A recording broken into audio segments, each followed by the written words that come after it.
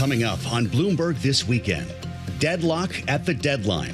What was the U.S.-Iranian ceasefire set to formally expire tomorrow as the U.S. prepares new economic moves to isolate Tehran? We went from epic fury to economic fury. A Bloomberg analysis of the tools the Treasury Secretary may use. This week, Meta goes on trial. 29 states are suing the social media giant, alleging it used deceptive business practices on millions of young users, the massive financial stakes, and the potential changes to how Meta builds its products. Florida primary voters head to the polls Tuesday. We want to keep the Florida dream alive and well and build on the success of Governor Ron DeSantis. The race to replace the popular term-limited governor, plus a House race that has, count 'em, 10 Republicans vying for a ticket to Washington. Plus, how much would you spend to prolong your pet's life? Inside the new pet longevity push and the drug some are using as Fido's fountain of youth.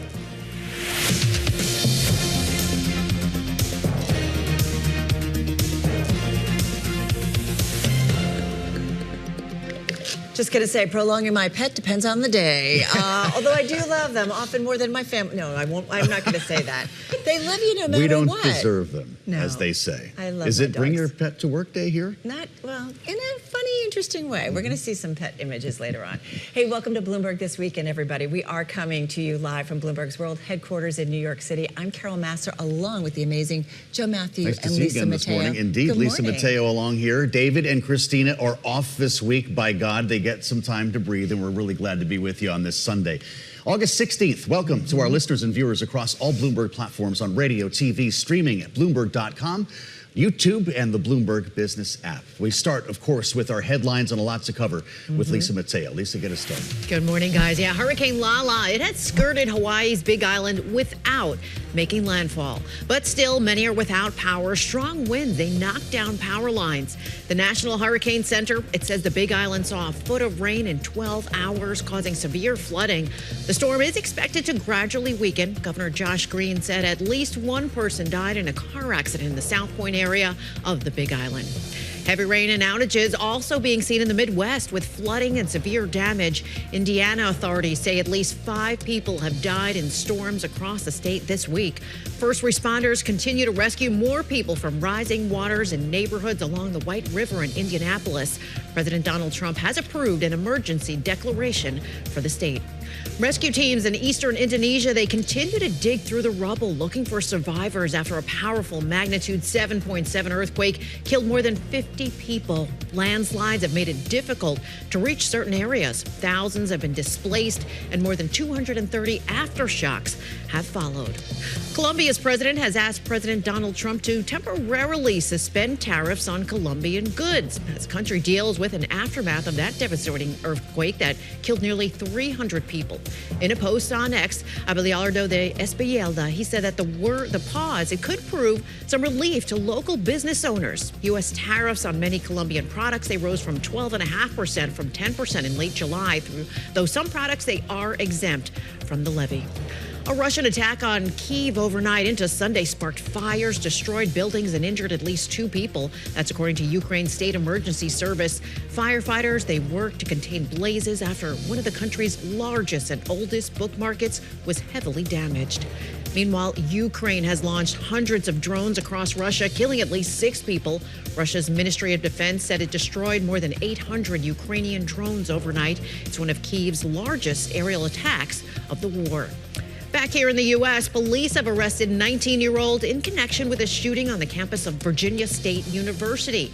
Chesterfield County Police, they say he is not a student and was found hiding in a closet on campus.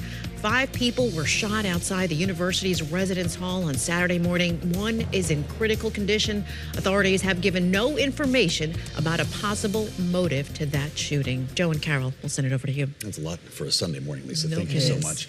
Tomorrow, amazingly, what was the American-Iranian ceasefire negotiated in June would have been expired. It's unclear if it actually exists at this point, but formally that would be the day. Of course, there's been plenty of fire exchanged in the 60 days since President Trump signed the MOU in France, but at the moment, There is no news of any extension on the horizon. Yeah, I often wonder whether deadlines mean anything as we continue to see this move on. Hey, this is all coming, though, as U.S. Treasury Secretary Scott Bessent says the U.S. is getting ready to squeeze Iran with unprecedented economic pressures this week.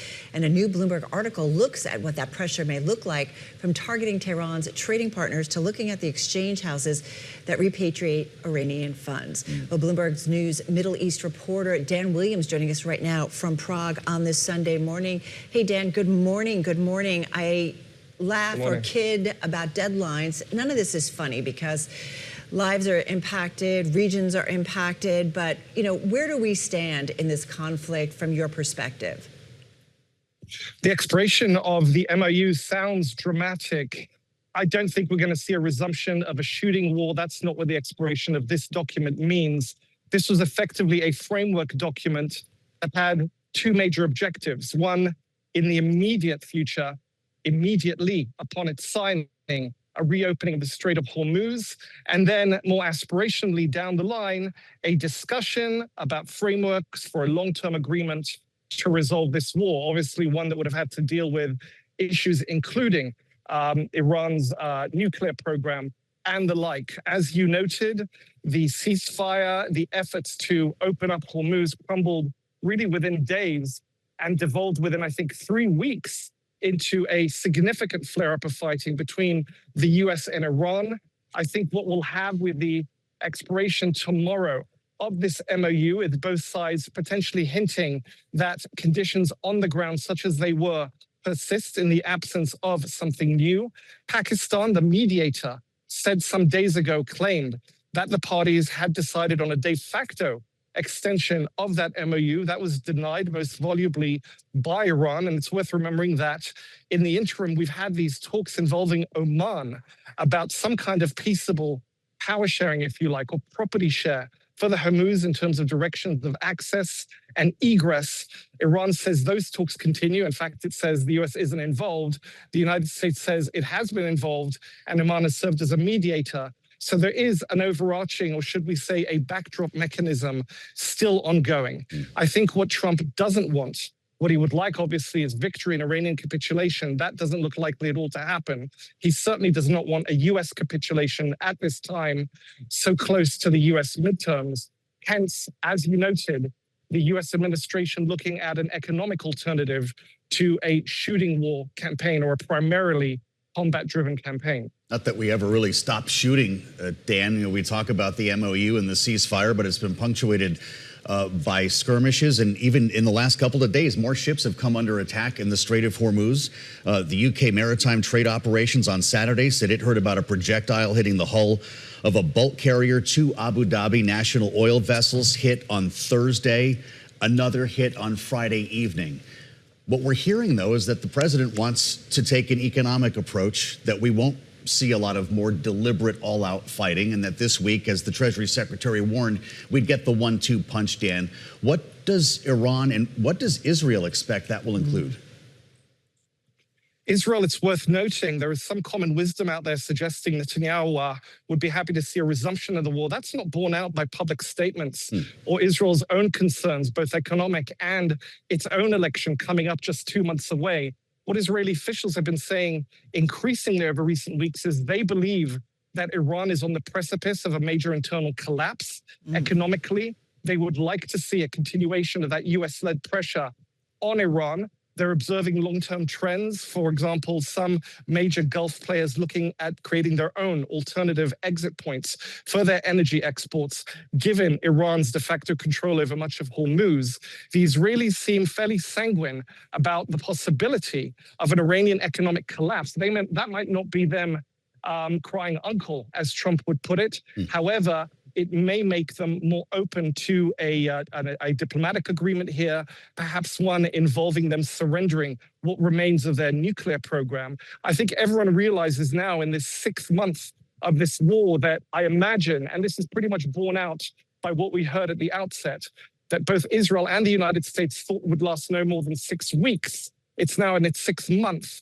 There is an understanding that regime change, which was a downstream hope by the allies that would result from their military campaigns, that will not happen absent an invasion of a US force, presumably, boots on the ground, or also on the ground, an organic uprising by Iranian dissident opposition figures. Well, 8 months ago, the Iranian regime brutally put down what was then a sweeping set of protests.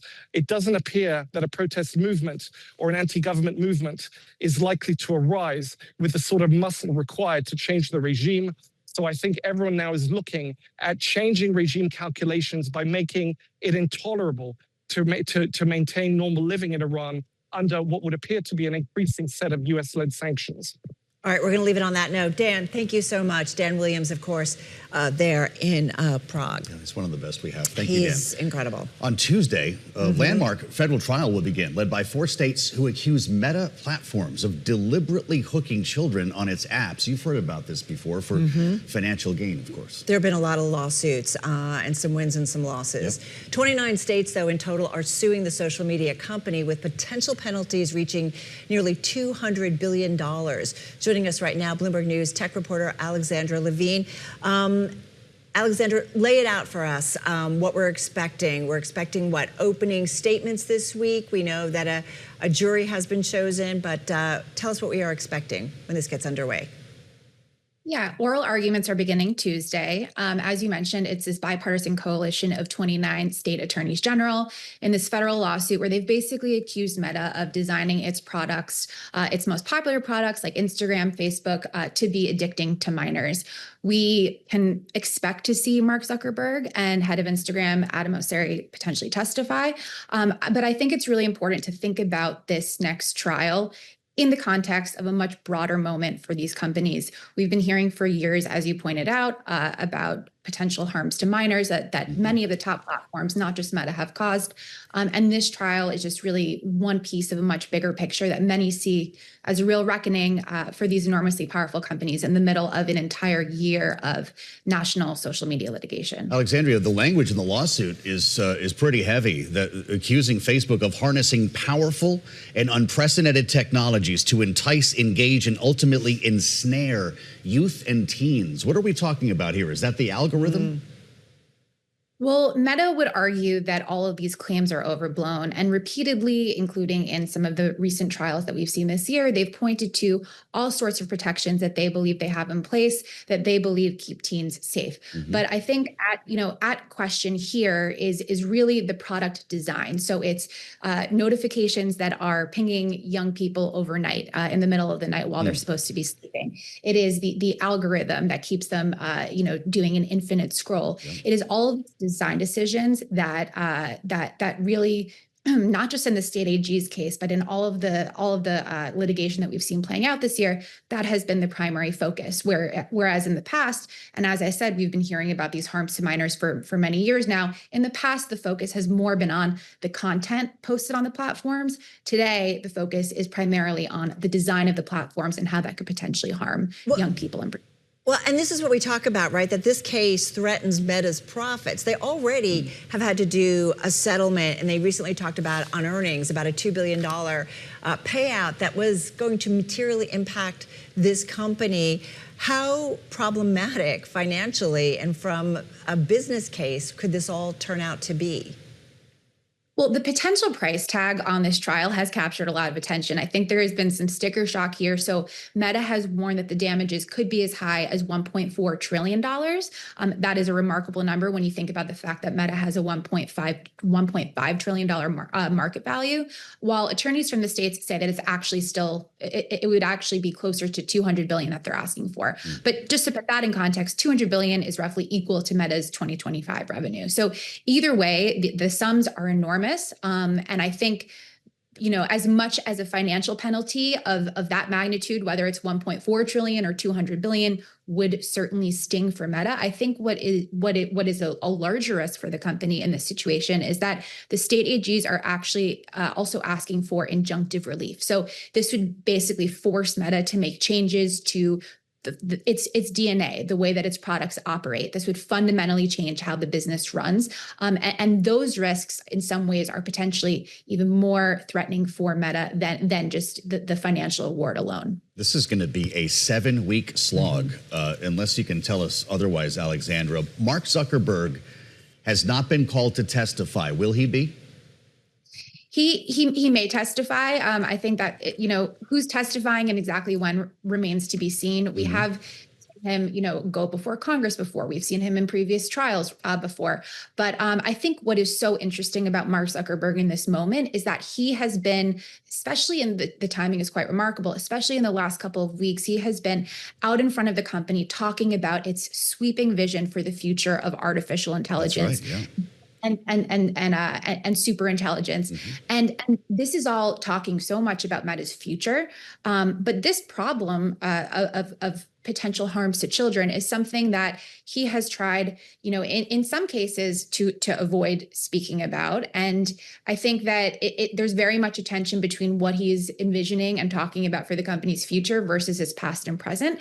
And I even think it's telling on earnings calls recently. We've listened in on company earnings for both of the quarters of this year so far, and questions about this have not really come up that much. The executives who have spoken on the calls have really not addressed it, and that's not specific to Meta. That is across the board for most of the social media platforms that were involved in this national litigation that we've covered. So I think it'll be interesting to see if he testifies, but I think it's important to note that it's sort of in this broader context where it's just not an issue that he's talking about as publicly. And I think that a lot of the AI talk is overshadowing that, or looming larger over that in some ways. Alex, one thing I want to ask you: there could have been in the reporting that we've done here at Bloomberg, there could have been even more at stake for Meta. The court has already narrowed the state's case, throwing out claims based on some features critical to the company's business operations, including recommendation algorithms and notifications. I hear algorithms and it kind of gets my attention. This could have been much worse. I mean,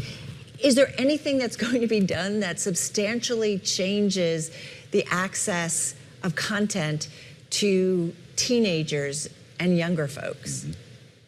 Well, again, the main focus of this, it's less on the content itself and more on the design, right? So any injunctive relief measures that could go beyond the financial penalty would be more focused on sort of like changes to the way that the app operates, the way it delivers the content, but not to the actual content itself. But I think that the reason why that is such a threat is because if the courts of law order that injunctive relief measures like changing push notifications, changing the way the algorithm operates, if those are ordered if the courts of law order those kinds of changes, they have the ability to enforce those kinds of changes much faster than Congress could legislate. Alexandra, thank you so much. We learned a lot. It'll be Tuesday once again. In our 9 o'clock hour, we go to the source as we speak live with California's Attorney General Rob Bonta. It's coming up. You're on Bloomberg this weekend. Alongside Carol Massar, I'm Joe Mathieu. We're live at World Headquarters in New York. Good Sunday morning. This is Bloomberg TV and radio. Thank you for joining us live on Bloomberg This Week, and I'm Lisa Mateo. Let's update you on today's top stories. After nearly 30 years, a man is on trial for the fatal shooting of Tupac Shakur. Prosecutors allege Dwayne Keefe D. Davis, he provided the weapon used in the 1996 shooting. Shakur was shot multiple times while riding in a car with Death Row Records co-founder Marion Suge Knight. The trial begins tomorrow in Las Vegas and is expected to last about a month. Davis has pleaded not guilty. Also this week, sources say President Donald Trump is expected to attend a meeting at the White House on Wednesday with a number of high-level executives from crypto and prediction market companies. It comes ahead of the first meeting of the Commodity Futures Trading Commission's new Innovation Advisory Committee the next day. Aston Martin revealed its new $2 million Vallon V12. It's all talk among the car community. I know even Matt Miller is probably talking about it now. The British manufacturer. I know. Look at that. It's probably in his driveway right now. I'm sure. He's test driving it is. No doubt about it. So it's aimed at the car collectors, right? The connoisseurs. Only about 150 will be made. Its CEO, Adrian Hallmark, he tells Bloomberg the close ultra luxury models, well, they can be sold at meaningful volumes. We're one of the few brands in the world that can and have successfully in the past offer cars in the $1 to $3 million range at significant volumes, and the contribution we get from those cars is a real boost to the overall performance of the business. The new model can reach 60 miles per hour in 3 seconds and a top speed of 214 miles per hour. Talk about just the like need my for car. speed. Just like my car. Like, who needs that? I know it's cool, but where would you even do that? Not on here. Long Island Expressway? There's some great roads, back roads in New Jersey. Is by that where you go horse speeding on the farms. weekends? Yeah. All right, see that? Just got to watch because President Trump has his place around You there. haven't lived till you've seen Carol Massar smoke the tires. She's a daredevil. Love it. Pedal to the metal, baby. Tyson Pedal Foods. to the metal. This is a heck of a story. America's largest meat packer, before you light the grill later today, is planning to close a beef processing plant in Illinois and sell another one in Washington state as it grapples with the lowest cattle supply, Carol, in 75 years. Yeah, they've been dealing with a lot of issues when it comes to the beef industry. These are just the latest, though, moves from the meat giant. We're talking about Tyson, which closed beef plants in Nebraska earlier this year and also slashed production at a Texas plant. The company, though, isn't done slimming down operations. Alina Pang is a Bloomberg agriculture reporter. She joins us right now. Alina, good to have you here with Joe and me and Lisa. Tell us about this company. They've been dealing with a lot of issue. Where are they? And it sounds like they're not done yet in terms of closing plants. It's all about supply and demand, isn't it? Yeah, no, absolutely. Thank you for having me on. Tyson has really been a very interesting story over the last couple years. We've definitely seen a lot of slimming down in terms of their capacity.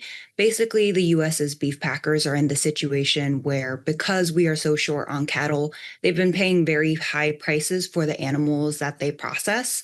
And they've been able to pass on some of those price increases to their customers, which are largely large retailers, but we've seen significant drops in those volumes. And so quarter after quarter, since pretty much the start of 2024, they've been reporting significant operating losses. And with this latest batch of quarterly earnings that they just reported, I think people had been hoping to see some of the benefits of closing that one plant in Nebraska earlier this year. But it really seems like that wasn't enough. They cut their profit outlook and deepened their estimate for their beef segment operating losses. And so I think they decided that there were just more actions that still needed to be taken. Well, prices just keep going up, Eileen. I was looking at this. It's not just the prime ribeye that you want to put on the grill later today. Ground beef up 25% since the beginning of 2025. Beef prices overall up 12% year over year. Should we expect them to go higher? It's really hard to say. I think right now we are sort of in like what is described as like the peak of grilling season, which runs from like Memorial Day to Labor Day. So this tends to be a very strong period for seasonal demand. But some of the early data that we've seen coming out from July 4th has actually revealed a little bit more pushback from consumers than the industry expected. Not that consumers aren't buying beef, but it seems like this may be the highest price point they're willing to pay. That being said, even if demand like flatlines a little, supply still remains fundamentally tight. The latest data we saw from the USDA really still shows the cattle herd very close to its near five-decade low. And the process of rebuilding takes several years and also actually requires supplies to be a little bit tighter before they get better. So I don't think we'll see a significant drop in prices soon. We're going to get to why there might be some relief when it comes to supply in just a moment. But Tyson versus some of the other companies and the other producers, how are they handling the shortage? Kind of the same. Pretty much everyone has done some sort of pullback in capacity just to make it a little bit easier to operate. JBS did a similar move earlier. All of these businesses so far have been really relying on other segments of their business to stay profitable. So their chicken business in particular has been doing pretty well just because consumer demand there has been very strong, sort of allowing for continued year-over-year growth. We've had a couple of sort of oddball impacts that, like the screw worm was a big story earlier this year. I hate to do that while you're eating breakfast on Sunday, but also the lack of imports from Mexico. Both of those could turn. Could that bring some relief in the months ahead? Yeah, the meat packers have been talking for a long time about that source of supply from Mexico as like the biggest immediate thing that could help ease supplies. So we basically used to import 1 million head of cattle, and To be clear, those are live cattle as opposed to like beef imports. Okay. And those are brought into the U.S. Those animals are raised in the U.S. for some time before being processed into meat.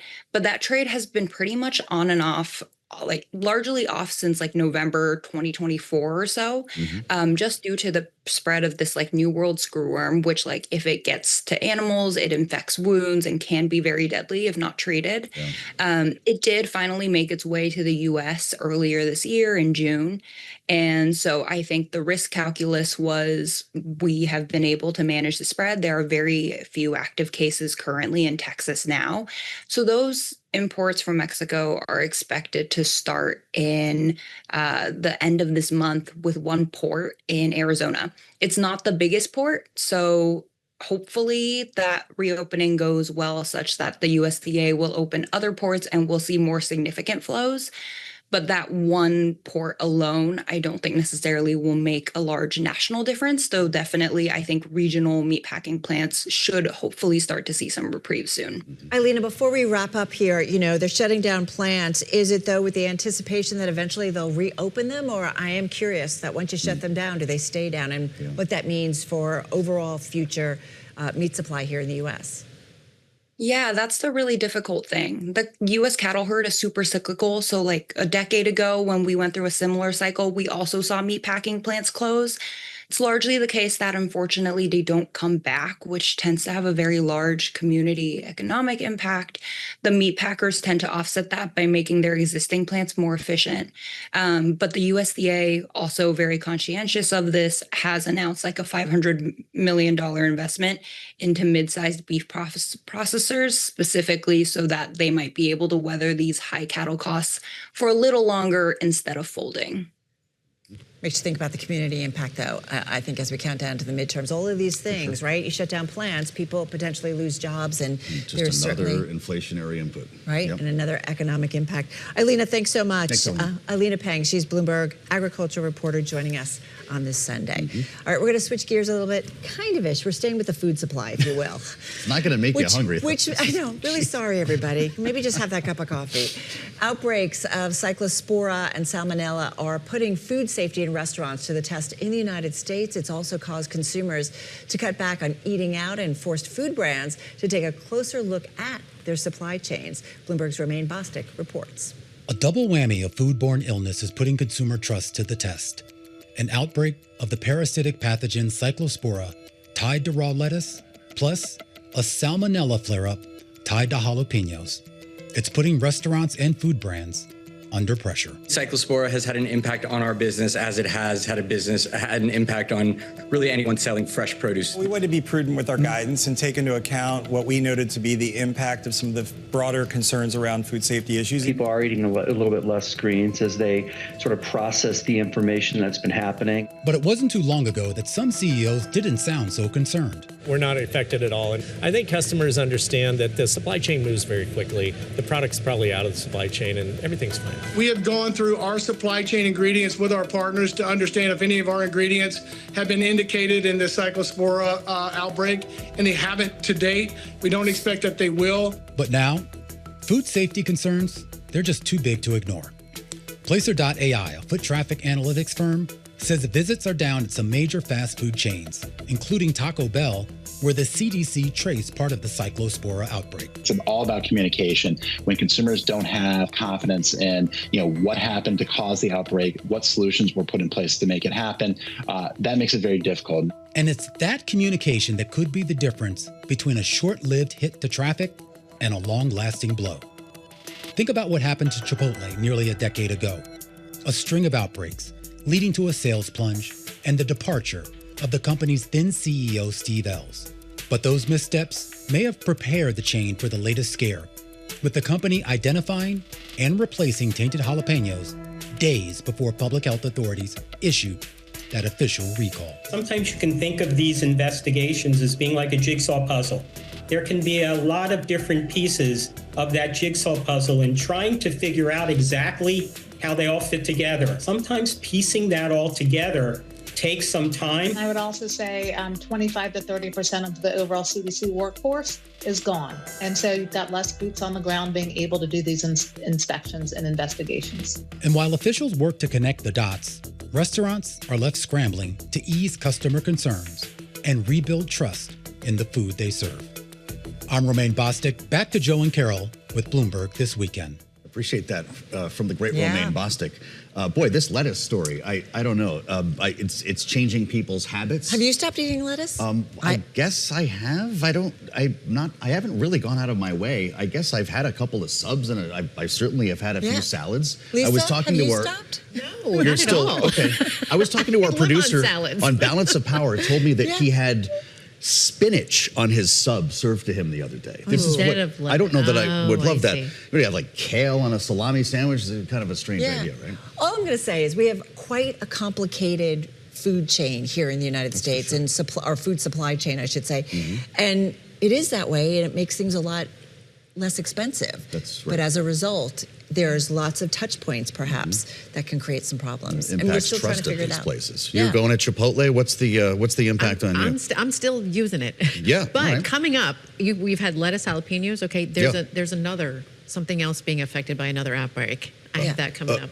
Is it something we eat? After the break, yes. Oh, God, no. A breakfast food, sorry. I quote the great humorist Rick Black, who said that lettuce is the polyester of vegetables. Aww. And I think there's something to be said for that. Is that a compliment? No, it's not at all. I know. Give me some broccoli or something. Why hating on lettuce? I don't know. Come on. Well, it's not doing a lot for us right now. We've been spending a lot of time looking ahead this morning. And coming up, we're going to look ahead to Tuesday. It's not just the suit we were talking about. You know, it's primary day, too. Florida, bound to be a wild one, at least in one congressional district. We'll look at nearly a dozen candidates competing for the Republican nomination. We're going to talk to Congressman Byron Donalds a little bit later on this morning, too. Ex-convicts, cast-offs. Yeah, but that's the other primary. To Florida. Yeah. Oh, yeah, that one, too. Sorry. It's all ahead on Bloomberg. Just makes it interesting. This weekend. Thank you for joining us live on Bloomberg This Week, and I'm Lisa Mateo. Let's update you on today's top stories. In Afghanistan, the Taliban marked 5 years back in power. Some celebrated in the streets of its capital on Saturday, waving flags and carrying posters. The celebrations come of this all as aid groups. They are warning of a growing human rights crisis where girls above the age of 12 are denied an education. And we've been hearing about outbreaks of lettuce, jalapenos. Well, now a salmonella outbreak has caused a massive egg recall. Yes, it affects more than, 1.5 million dozen white and brown cage-free eggs. Nearly 100 people across 17 states have been sickened by them. No deaths have been reported. That is the good news. The eggs, they were produced in Texas. They've been shipped to locations throughout the South and Southwest. I'm just going to eat chocolate. Sorry, I know. I'm just laying it out there. It's tough out there. Dark chocolate. Let's go to sports. The PGA Tour, their first FedEx Cup playoffs, they continue with the final day of the FedEx St. Jude Championship in Memphis. Topping the leaderboard, we have Scotty Scheffler at 13 under par, followed by a tie in second between Sam Burns and Sung Jae Im at 11 under par. And I love this story. One little pooch has a new title. Yep, this is little Lou. He's been named the world's ugliest dog. What's with the tongue? Sorry for you. The 50th annual event, it was held at the Sonoma County Fair in Santa Rosa, California, calls the attention to benefits of adopting rescue dogs because Ginny Lou, was rescued from the mountains in South Korea before being adopted, brought to California. For our radio audience, Ginny Lou is a pug who has this long tongue that just kind of hangs out the mouth and just kind of stays there. Well, she's not ugly. She's beautiful. Wait, can I just say for radio, you know, if you're watching on TV, you didn't have to explain about the tongue because you could see it. But you did have to explain it for radio. I'm guessing Ginny was missing a couple teeth and the tongue is just hanging out all the time. Yes. I think that's right, with a string of pearls. I think she's very cute. She's very cute. And she's a rescue. I don't think that's the ugliest dog. Okay. Not going to say that. Okay. Poor no Ginny. easy segue here, but let's just go to it. We mentioned Tuesday. It's primary election day in Florida, and the race for the state's 19th congressional district specifically is shaping up to be a wild one. Yeah, it's a 10-way race filled with carpetbaggers from the Midwest, the South, New York, all running with the goal of filling Representative Byron Donalds' seat in the Fort Myers area. He is running, of course, for governor. We spoke earlier with Greg Giroux, senior reporter for Bloomberg Government, on all of this. Greg, it's great to see you. Welcome to Bloomberg this weekend. I want to start with the 19th district, the clown car, if you will. As you write, 6 of the 10 GOP candidates have run for House seats in other states. 1 is on his 7th run for Congress. 2 are Hill veterans attempting comebacks after leaving under a cloud. And 2 have prison records and pardons from President Donald Trump. Now, he just weighed in on this race. Will his endorsement matter? It usually does. I mean, President Trump's endorsement, his endorsees usually win Republican primaries, not all the time, but most of the time. And in this case, he endorsed Catalina Loff, who is a conservative activist who served in the Commerce Department during Trump's first term. She's one of the 6 candidates who have run for Congress in other states. She ran at least a couple of times in Illinois, including against another candidate in this race who sought that seat as well. All right, so she knows how to run. That's good to know. What's interesting is, by getting an endorsement from President Trump, Greg, does that give her an advantage? I'm just curious, with quite a full plate here of candidates wanting the seat. Yeah, it usually does. The president sometimes can be a cautious endorser. If there's no clear front runner, he'll sometimes stay out of primaries. But in this case, he's endorsing in a race that has no real dominant front runner here. There's really only one candidate among the top candidates with strong local ties to Southwest Florida. But the president is deciding to endorse a former aide here. It does underscore he prizes loyalty, people who worked for him before. So it is a little bit of a risky endorsement in that there is no clear front runner here. But this is certainly going to give Loff a boost in a crowded race where there's no runoff, and a winner could probably win with something like in the mid-20s. Wow. And of course, the winner of this primary is likely to take the seat, right? I mean, this is Florida we're talking about. This seat currently held and being vacated by Byron Donalds, who we're talking to this weekend. Greg, pretty interesting moment for him. Endorsed by President Trump. Will he be the next governor of Florida? Well, it'll certainly be the Republican nominee. The big question will be, does Florida, which has trended very Republican lately, does it become more politically competitive in a more difficult political environment for Republicans? Byron Donalds probably will win his contested Republican primary with the president's backing.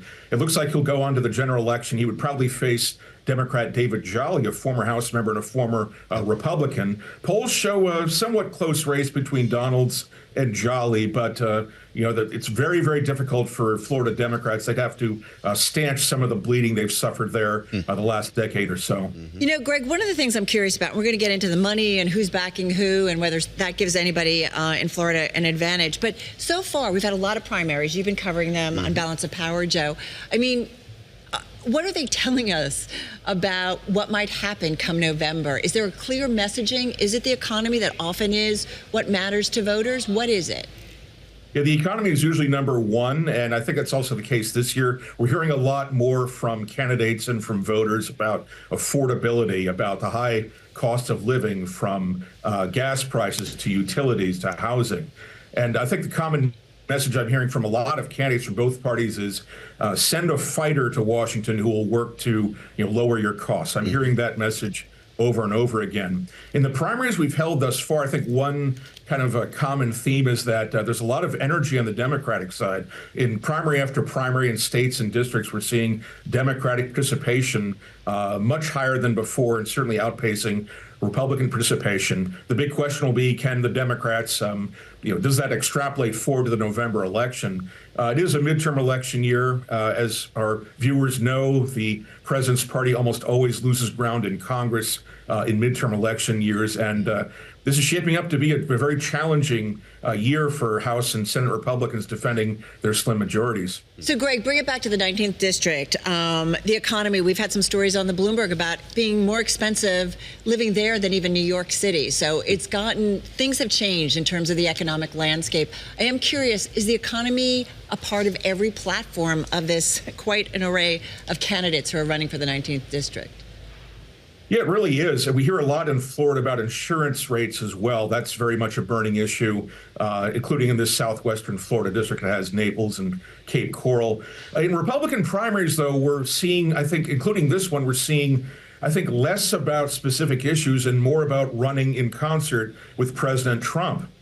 I think even after President Trump endorsed Catalina Loff for this seat, we'll continue to see in the waning days of this primary just the Republican candidates running very much as close to President Trump and his policies. So we're seeing a lot more pro-Trump messaging from candidates in Republican primaries, and we're seeing a lot of specifics on the policy issues. This is, of course, why we're having this conversation about Democratic socialists emerging in races around the country. Look no further than Michigan, some really important swing states, Minnesota. But, Greg, there's one issue that brings my world and Carol's worlds together. We collide on the issue of data center, which a year or two ago was the best thing that might happen to your neighborhood. And now it has become such a flashpoint that even in Florida, Republicans are arguing about this. Byron Donalds has his own legislation he talked about to control the impact of data centers. How will that impact some of the outcomes here in the Sunshine State?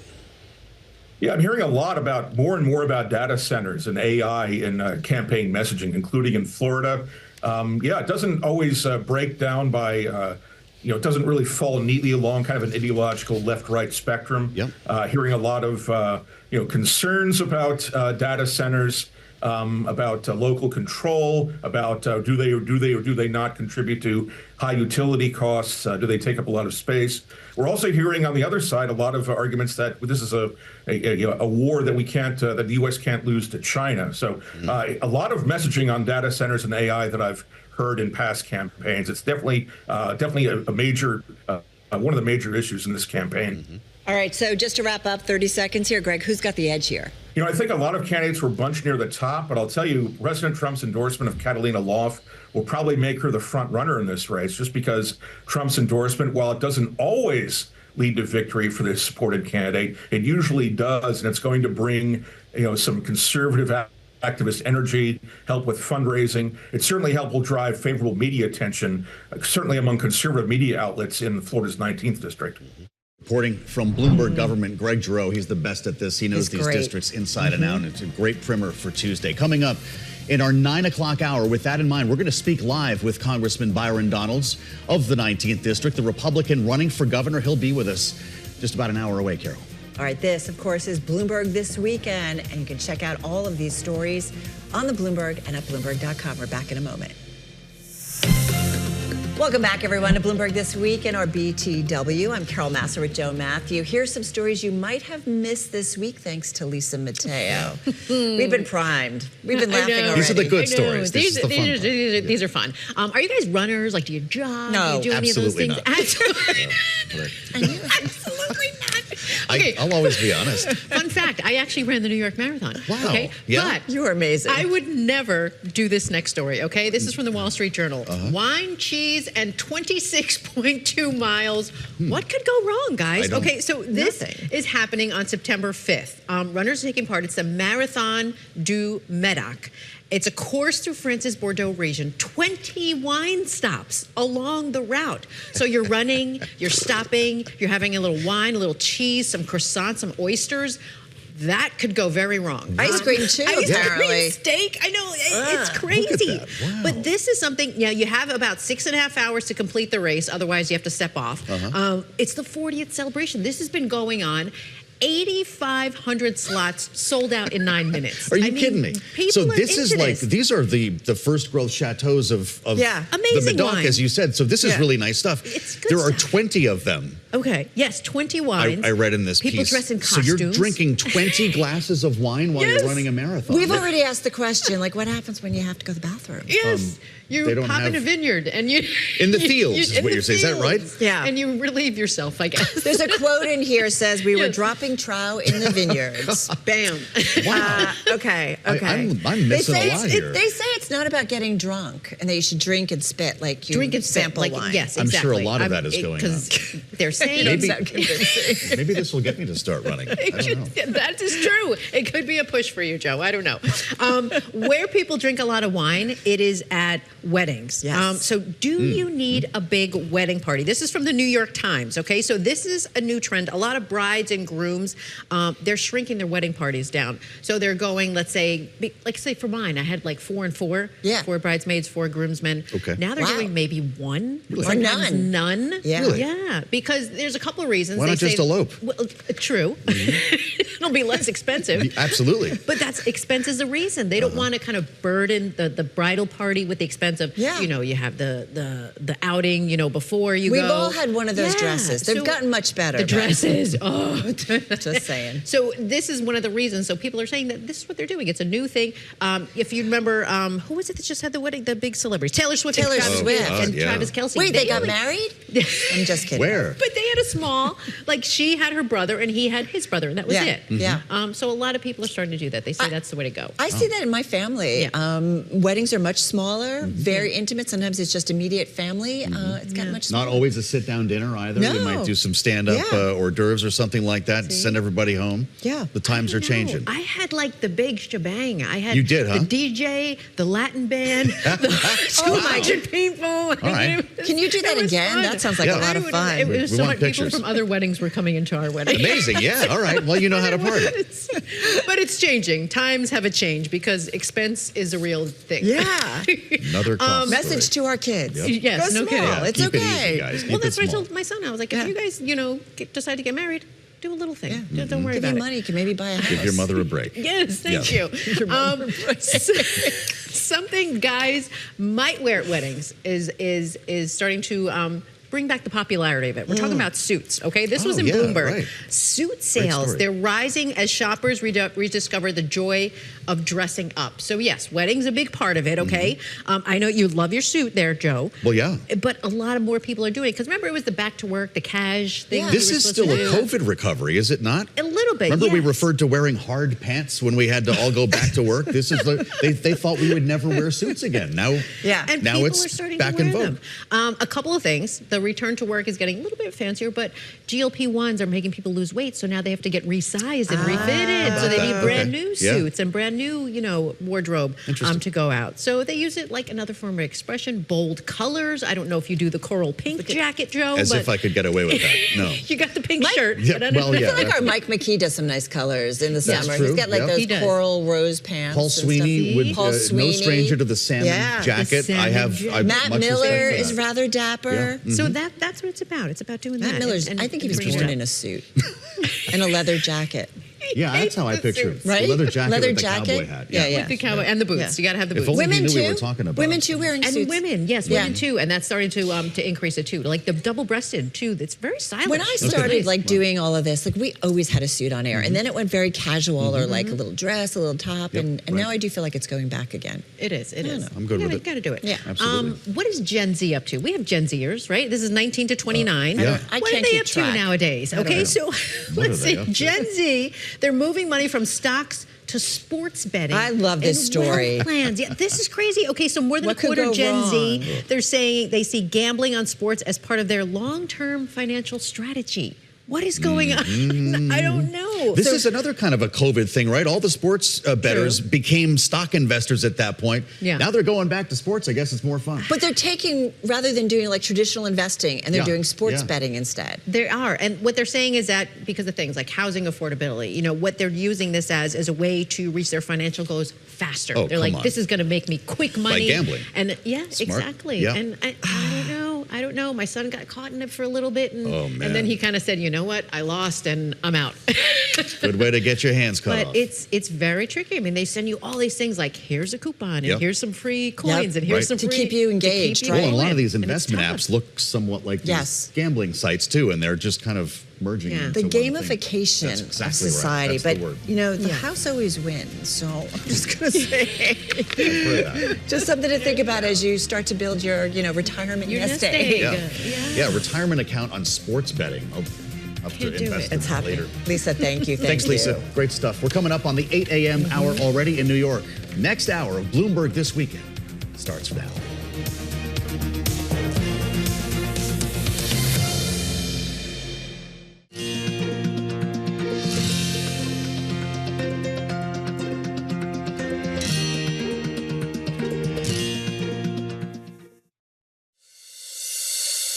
Coming up on Bloomberg This Weekend, deadlock at the deadline. What was the U.S.-Iranian ceasefire set to formally expire tomorrow as the U.S. prepares new economic moves to isolate Tehran? We went from epic fury to economic fury. A Bloomberg analysis of the tools the Treasury Secretary may use. This week, Meta goes on trial. 29 states are suing the social media giant, alleging it used deceptive business practices on millions of young users, the massive financial stakes, and the potential changes to how Meta builds its products. Florida primary voters head to the polls Tuesday. We want to keep the Florida dream alive and well and build on the success of Governor Ron DeSantis. We talked to Representative Byron Donalds, the Republican front-running in the race to replace the popular term-limited governor. Plus, how much would you spend to prolong your pet's life? Inside the new pet longevity push and the drug some are using as Fido's fountain of youth.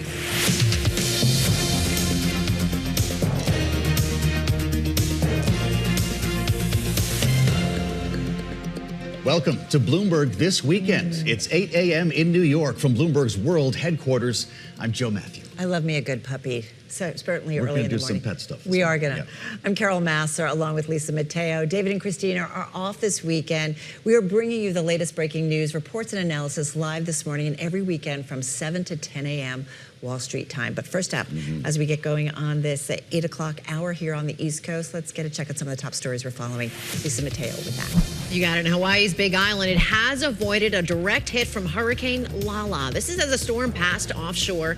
Still many without power, strong winds knocked down power lines. The National Hurricane Center says the Big Island saw a foot of rain in 12 hours, causing severe flooding. Now, that storm expected to gradually weaken. Governor Josh Green said at least one person died in a car accident in the South Point area of the Big Island. Heavy rains and outages also being seen in the Midwest with flooding, severe damage. Indiana authorities, they say at least 5 people have died in storms across the state this week. First responders, they continue to rescue more people from rising waters in neighborhoods along the White River in Indianapolis. President Donald Trump has approved an emergency declaration for the state. Rescue teams in eastern Indonesia continue to dig through the rubble looking for survivors after a powerful magnitude 7.7 earthquake killed more than 50 people. Landslides have made it difficult to reach certain areas. Thousands have been displaced and more than 230 aftershocks have followed. Colombia's president has asked President Donald Trump to temporarily suspend tariffs on Colombian goods as the country deals with the aftermath of their devastating earthquake that killed nearly 300 people. Now, in a post on X, he said the pause would provide some relief to local business owners. U.S. tariffs on many Colombian products, they rose 12.5% from 10% in late July, though some products, they are exempt from the levy. A Russian attack on Kyiv overnight into Sunday sparked fires, destroyed buildings, and injured at least 2 people. That's according to Ukraine's State Emergency Service. Firefighters, they worked to contain those blazes after one of the country's largest and oldest book markets was heavily damaged. Meanwhile, Ukraine has launched hundreds of drones across Russia, killing at least 6 people. Russia's Ministry of Defense said it destroyed more than 800 Ukrainian drones overnight. It's one of Kyiv's largest aerial attacks of the war.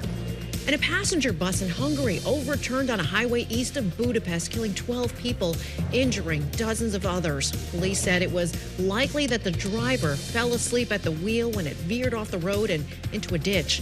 14 emergency response units, they responded to the scene of that accident. Joe and Carol, send it over to you. Thanks, Lisa. Thank you so much, Lisa. Well, tomorrow was supposed to be the goal date for a lasting peace deal with Iran, according to the ceasefire signed by President Trump 59 days ago. That ceasefire, though, as you know all too well, did not last. For now, the United States is in a staring contest with Iran, waiting to see who blinks first. And this week, the U.S. Treasury Secretary Scott Bessent says he will apply economic measures unlike anything seen before in history. Which would be saying something with 47 years of sanctions in place. The big question this morning, will any of this work? Iran already subject to a naval blockade, thousands of sanctions since 1979. And joining us now is former Deputy Assistant Secretary of State in the Biden administration, Jen Gavito, alongside retired Vice Admiral Robert Hayward, who is also a former CENTCOM Deputy Commander. It's great to have you both with us. Commander, I'm going to start with you this morning with the latest that's coming out of Iran. And no breakthroughs. In fact, the latest reporting from Axios would suggest that the U.S. is still even trying to figure out who to talk to. We're asking all of our guests, is this a forever war? I don't think it's a forever war, but the pressure will be increased on Iran. The negotiations, the MOUs, the ceasefires have gone nowhere. as anything has with Iran in the last 47 years. So in this case, they really go ratchet up the economic sanctions, which is a very sound strategy. So while we've frozen assets, will we seize those assets? Will we go after Chinese banks or helping deals? Will we go after the ghost fleets? There's all sorts of options they can do to increase the pressure on Iran. And I think that's what you're going to see in the next few days. Jen, come on in on this and weigh in on the same thing that we've been talking about, this idea, this concept of this being a forever war. How do you see it? So we certainly right now are in what seems to be a stalemate with the maximum pressure campaign on Iran version 2, very similar to what the first Trump administration tried, certainly is an effective tool, but it's not a strategy in and of itself, nor does it show any sign of changing Iran's calculus in the negotiations. And so while this may not be forever, there certainly doesn't seem to be an off-ramp to it at the moment. Well, Jen, the story just out from Axios, Barak Ravid reporting that it has been so difficult for U.S. negotiators to determine if they're talking to the right people, if they're in fact talking with actual representatives of the regime. The Trump administration took the very unconventional move to reach out directly to IRGC leadership. Does this not underscore the foundational problem in finding peace? So, first of all, this assertion that we don't know who we're talking to, there have always been different power centers in Iran. That has always been a challenge, and that continues to be a challenge, even more so today because, of course, we changed that calculus when we decided to eliminate the supreme leader, the former supreme leader. And so this is largely a problem of our own making. But I would note that we have experts that do understand the Iranian regime and how it operates. The Trump administration is not necessarily relying on those people at the moment. But sure, this has gotten more challenging as those competing power centers in this newly constructed regime are jockeying for power and have very different views on whether or not to end this conflict at all. Admiral, I am curious, and I think in some of the conversations we had yesterday, that ultimately what we need to see is it the president speaking with someone very senior, the leaders in Iran? Like, does it need to get to that level to actually make this war, this conflict, this war come to an end? Well, I think you're actually going to have to see positive actions from the government of Iran. They're either going to acknowledge that they are agreeing to free flow of commerce through the Straits or other demands of the administration. So it's going to take action at this point. I don't think rhetoric is still going anywhere. They're going to have to act and acquiesce on some of these objectives. And that's what no one's seeing. And who can do that may be part of the problem. You were a Navy SEAL, Admiral, and there's been conversations about seizing Karg Island. There's been conversation about lining the shores of the Strait with troops. At some point, will we need men and women on the ground to close the deal here? Well, I think it's an option. Look, we've already put boots on the ground in Iran. People have lost track of that. We put 200 people on the ground to seize ground and recover our pilots. So I think that's an attractive option that has real impact on the psyche of the regime, but more importantly, to the people of Iran. As the president always said, help is on the way. So putting boots on the ground, not to occupy Iran, but to go in to do a raid, to impact their thinking and logic and encourage the people inside Iran, I think are part of a broader strategy. And as Jen said, you need a broader strategy here. You saw the CENTCOM Commander, Brad Cooper, in the region this week, making rounds to all the GCC partners. So you're seeing the president ratcheting not only economic power, but political power as well. I think it's going to take that whole of government approach to get the results we're looking for in Iran. So let's talk about strategies and what might possibly come down, Jen, from U.S. Treasury Secretary Scott Bessent. Maybe it's dealing with the Chinese ties and putting some pressure there. Maybe it's looking at some of Iran's other trading partners, overseas assets, a shadow fleet. There are some different things that are out there. Also, exchange houses, a number of exchange houses in countries such as the UAE that help Iran repatriate funds. What of these do you think could be the thing that finally pushes Iran over the edge? I personally don't think any. Oh, Jen, why don't you take it first, then we'll bring you in, Admiral. I don't think that any of those are going to fundamentally change the Iranian calculus. They are negotiating from a position of power at this point. They believe that they have withstood a tremendous military onslaught, which they have, from two of the largest militaries in the world, and they have emerged intact. And so all of these options on the table will continue to undermine and diminish Iran's economy. And that is, as noted, a very important tool, but it is not in and of itself a strategy.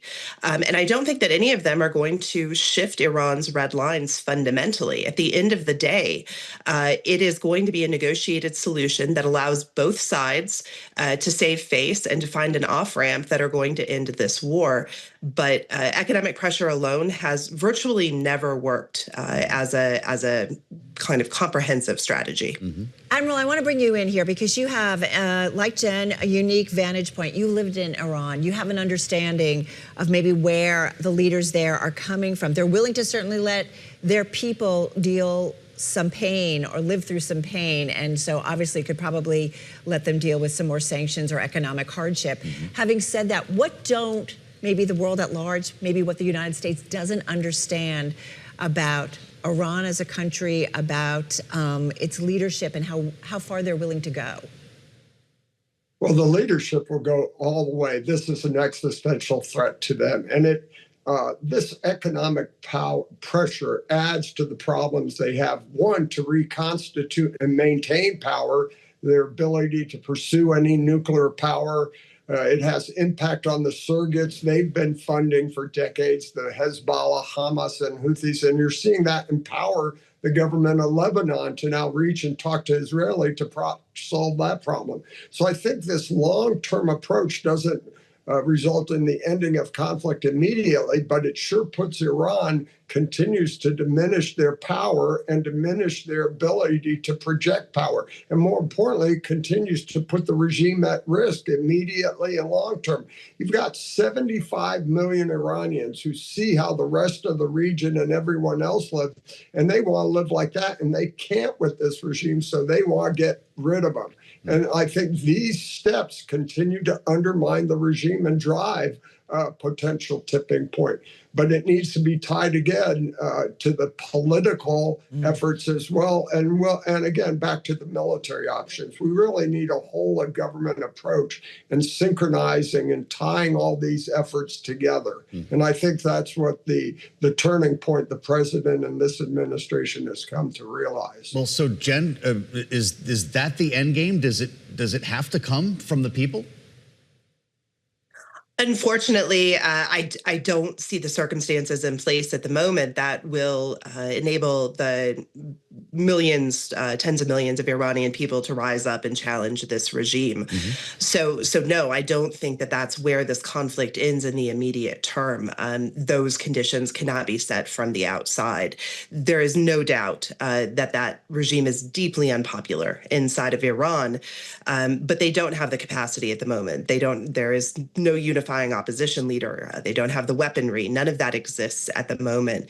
And so I think, if we want an off-ramp to this conflict, what we're looking at in the immediate term is a negotiated solution that gives Iran some degree of economic relief and allows the president to declare victory, noting that Iran's military capabilities have been diminished. But I think that that's the most that we can hope for right now.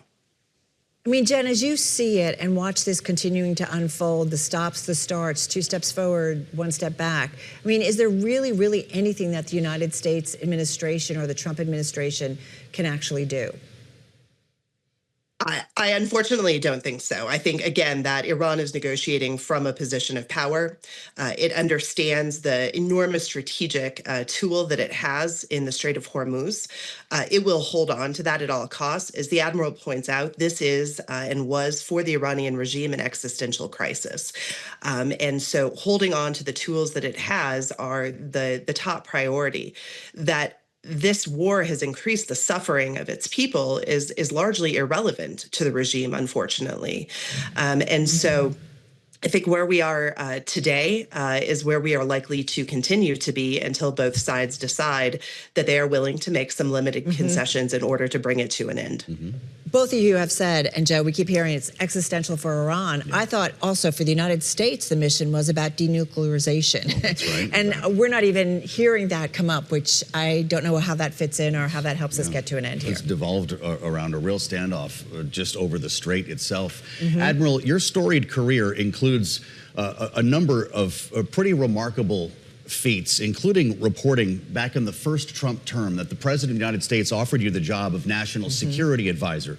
It was reported that you turned that down for your own reasons, but it gives you unique insight into this group. And I'm wondering your thoughts of some of the, as a Navy man, some of the headlines that we've been seeing recently with the President ordering steam catapults to go back onto our aircraft carriers, and a report today in the Washington Post that he wants warships to be redesigned so they look more like ships from World War II. Is this how we should be spending our money? Well, I would tell you, we're going through an unprecedented change in warfare.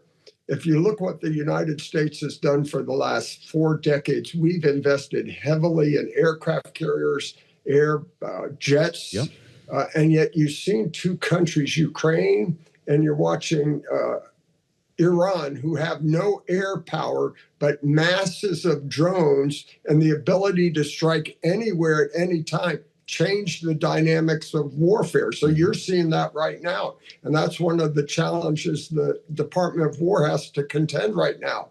If you have these countries who are operating with a fraction of the resources we have, able to hold off the 2 world's premier superpowers, then we've got to readjust and think how we're going to fight the wars of the future. And I'm compelled to think that drones and what you're seeing, how they've leveraged these cost-effective, some supplied by Russia, some self-built, some support coming from China, are going to be a primary element of warfare in the future. And so the Department of War's got to work and realign with those objectives going forward. Sounds like a no on the steam catapults. Admiral, thank you so much. Jen Gavito, thank you as well. All right, folks, there's still a month to go until the next Fed rates decision, but we will hear from Chairman Kevin Warsh before all of that at Jackson Hole. A look ahead to the next debate over rates. Thank you for joining us live on Bloomberg This Week, and I'm Lisa Mateo. Let's update you on today's top stories. Firefighters are battling a massive wildfire in eastern Belgium, forcing hundreds to evacuate. It's one of the country's worst wildfires in recent history, burning more than 10 square miles in a large nature reserve. About 600 residents in nearby communities were told to evacuate as wind shifted and smoke started to spread. Back here in the U.S., police have arrested a 19-year-old in connection with a shooting on the campus of Virginia State University.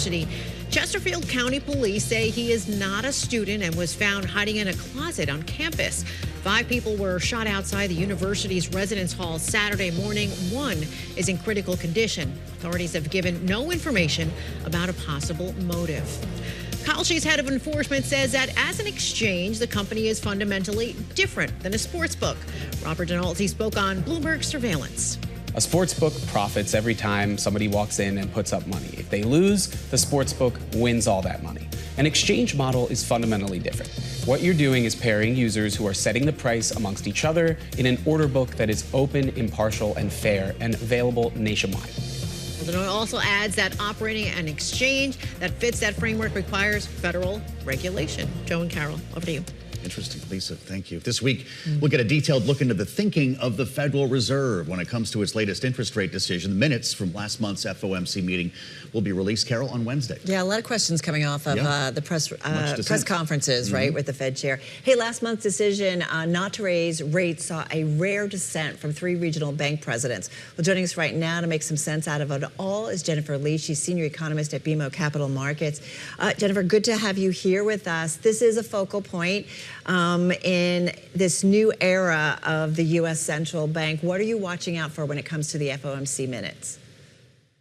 Well, good morning, and thanks for having me on. You know, it'll be very interesting to see how much of a, I'm going to use my air quotes here, the good family fight really took place behind the scenes. I would love to be a fly on the wall on that front. And this will be the interesting one because, you know, this is like the second meeting that Fed Chair Warsh chaired over. The first one, everyone was unanimously behind him, supporting him on the decision to stay the course. And then the second one, boom, 3 dissenters. So it'll be very interesting to see what kind of discussion went on behind the scenes. And then, of course, how much of it will heat up in the coming months as well, just given all the mixed data that we've seen of late. We've seen a big move in interest rates, and there was quite the freak out in the markets following the most recent meeting that we'll be reading into in these minutes. Jennifer, when's the 10-year going to hit 5%? Oh, that's a great question. I wouldn't be surprised if it's, you know, sooner rather than later, just given the upward pressure. Yeah, just given the upward pressure that we're seeing overall, like worldwide as well. Just, you know, more demand, I think, for just to spend more as well. So anyway, we're going to have to see how that fares, see what other banks around the world are doing as well in terms of what their holdings of treasuries are. You know, China's been ramping them down or rating them lower, I guess. You know, so, I mean, again, it's all going to depend on how, you know, what other central banks are doing, what other economies are doing, and what inflation expectations are doing around the world as well. So, you know, the thing that has kind of freaked out investors, freaked out everybody who watches the Fed, is that we're not getting that, you know, forward guidance, right? So-called forward guidance when it comes to interest rates. So what do you look at specifically to get an idea of where rates are headed? It's going to have to be back to the data. And it's interesting, you know, when you're mentioning the forward guidance, because, you know, a lot of the central bankers now are very loath to release any of their thinking too much. But then you've got other, you know, policymakers on those committees that are quite happily, you know, speaking to everybody that would want to listen about what they're thinking of. And so it's very confusing. So I can totally see some of the efforts to clamp down on those communications. But it's going to be all back down to the data. And it can't be just one piece of data, one data release like the non-farm payrolls report, because we know that the surveys, the respondents, they're a lot less than what they used to be. You know, it used to be like 90% response rate. Now we're like 70% or so. So you have to look at the whole gamut of data releases to make sure that they're all telling the same story. And of course, it can't be just 1 month because we know that 1 month doesn't make a trend. It's got to be like at least 2, ideally 3 months before we can see some sort of idea or have some sort of sense of which way, you know, policy is going to be leaning. Jennifer, what do you think the Fed needs to do when it comes to interest rates? And take us out through the meetings for the rest of the year and maybe into early next year. So well, it helps. I want to hear this. Investors want to be forward-looking, like not backward-looking. We know what you did already, right? Give us a year. So we, even within BMO, you know, we have a lot of debate within, you know, all the economists and the strategists as well, as opposed to which way rates should be leaning. And, you know, officially we are calling for the Fed to do absolutely nothing for at least the next stretch because there's so much noise going on. And I think they can afford to be patient. So we don't look for any moves until probably the last quarter of 2027, and that we're leaning towards a cut at that point. Wow. We are open to interpretation. We're open to changing our minds because as the data change, you know, we're not married to this, right? So, like so the next move by the Fed is not even an increase; it's a cut later. Right, but not for another like. Whoa, 1 year out, you know, so much could happen. Because the economic cycle's coming undone? Like, are you using the word recession at all? I think rates are still in a more restrictive level right now, so they can see some easing coming in. And of course, you know, there is something to that AI story that's going to, you know, decrease inflation. Maybe not right away, but eventually will put lower pressure on inflation as well. So again, very patient, long ways out. You know, it's sort of hard to sort of defend this call, you know, especially when you're seeing upward pressure in place in oil still. Yeah. You know, not as high as it once was, you know, but there is a risk. If there's a risk, it's going to be either staying still for longer or, obviously there's a risk of rate hikes. So right now, I think everything's on the table, but basically the story is that they're going to be patient. They're not going to do anything. And it's still a whole year out before, any moves are made, and so much can happen in that span. Well, how are you looking at oil, Jennifer? Have we absorbed $80 to $85 as the new normal, or is there a longer term, if this war continues indefinitely, longer term corrosive effect that an 8 handle will have on the economy? So I was actually kind of surprised that it hasn't been higher than that, Yeah. And I think some of that can go back to China, the fact that China hasn't been using as much, they've been drawing on their own reserves, they bought up a lot of oil when it was still cheaper, and then they're also, there's, because the economy is slowing over there as well, so there's less demand for oil. At the same time, they're using a lot more other things besides oil, like, when they're driving, they're using their EVs. Yeah. So that has certainly helped keep a lid on on oil prices. And of course, there is still movement going through the Strait of Hormuz. It's just a lot slower than it So once was. if it stays at this level, though, though, can we continue to absorb this? I think everyone's going to adapt, right? I think this is something we should always remember is that even though things are all of a sudden, higher than they once were or lower than they once were, the economies, the country, consumers, businesses will adapt to that new normal. They will shift. So I think, we can handle it. We've got about, $80 or 70, maybe at the high 70s average forecast for the next couple of years, higher than it once was. But at least, we're not seeing over $100 oil. So Jennifer, you talked about, we've heard this a lot, the family fight within the U.S. Central Bank by Fed Chair Kevin Warsh. There's nothing like a family fight in cowboy boots and cowboy hats. So we're going to get through the minutes, and then we're going to move on to Jackson Hole. Will we get any kind of clarity or specificity from Fed Chair Kevin Warsh there? How's he going to use it? It's his first Jackson Hole, as Fed Chair. Yeah. I have to give it to the Fed chair. He is a pro at handling all of these. He's only had a few, by the way, public appearances since he became chair. He has had the 2 meetings. He had the his testimony in front of Congress, and of course, he was at the ECB forum in Sintra, Portugal. But he has managed to say very little about which way rates are going. So we'll have to see how that goes. But again, I don't think he's going to say anything. He's been very committed to repeating how they're going to be delivering on Fed stability, on price stability, how he's going to encourage debate, and of course the task forces. Maybe they all need to sit around a campfire and have that sounds great. Some bourbon or something, and Michael maybe McKee loosen up a little bit. Moderate this thing and get everybody together. I mean, I guess the family fight will continue. Yeah. Which seems to be the new culture inside the Fed. Are you left wanting, Jennifer, or do you like the fact that we're going to have less Fed speak, that we are in fact focused on the data, as you just said? Interesting you're asking me this now, because normally I would have said, I would like to know what people are thinking. But, it's not just the Fed chair. He's like one person, one vote. I would love to know what everyone else is thinking. But at the same time, especially this week, I think he was like, there are a few Fed speakers coming out and everyone's still speaking hawkishly, except for the New York Fed's Williams. But, it gets a little confusing, and I will give him that. And even other central banks, when you look at the ECB, you've got the central bankers from Germany and from France, and from Finland, all speaking somewhat hawkishly. And then you have the other ones who are a little bit more dovish, so it's hard to glean which way they're going. And especially the Bank of England, that's my big thing. When you've got 3 super hawks on the Monetary Policy Committee, 6 who are not as hawkish but leaning toward it, it gets very confusing as to which way the central bank is leaning. But for the Fed, I think everyone should obviously say something, but you have to be very careful what you're saying, because you don't want to lead the markets astray. Yeah, that's for sure, because not like we pick apart every word that they say and trade off of it, perhaps. Jennifer, thanks for finding some time on this Sunday and taking some time out of your weekend to spend it with Joe and me. Jennifer Lee, BMO Capital Markets Senior Economist. And be sure to catch special coverage from Jackson Hole on Bloomberg Television and Radio. That's coming your way at August 27th through the 29th. Don't forget, too, we get retail earnings this week, which are going to be helpful, too.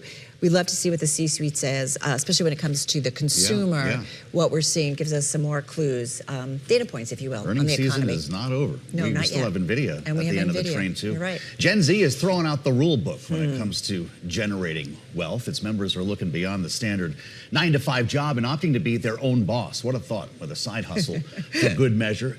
Bloomberg Originals takes a look. Gen Z, which are people that were born between 1997 and 2012, are increasingly disillusioned with the job market. One example is 24-year-old Micah Stanley, who opted out of a traditional 9-to-5 for a vending machine business that he has since expanded into multiple income streams. As a member of Gen Z myself, I think that I've definitely fallen into scrolling on the internet and comparing myself to all these other Gen Zers. If you go on Instagram, all these kids are flexing their Lamborghini SVJs in Miami. It's like, how did he get that? And that's kind of what they're going for.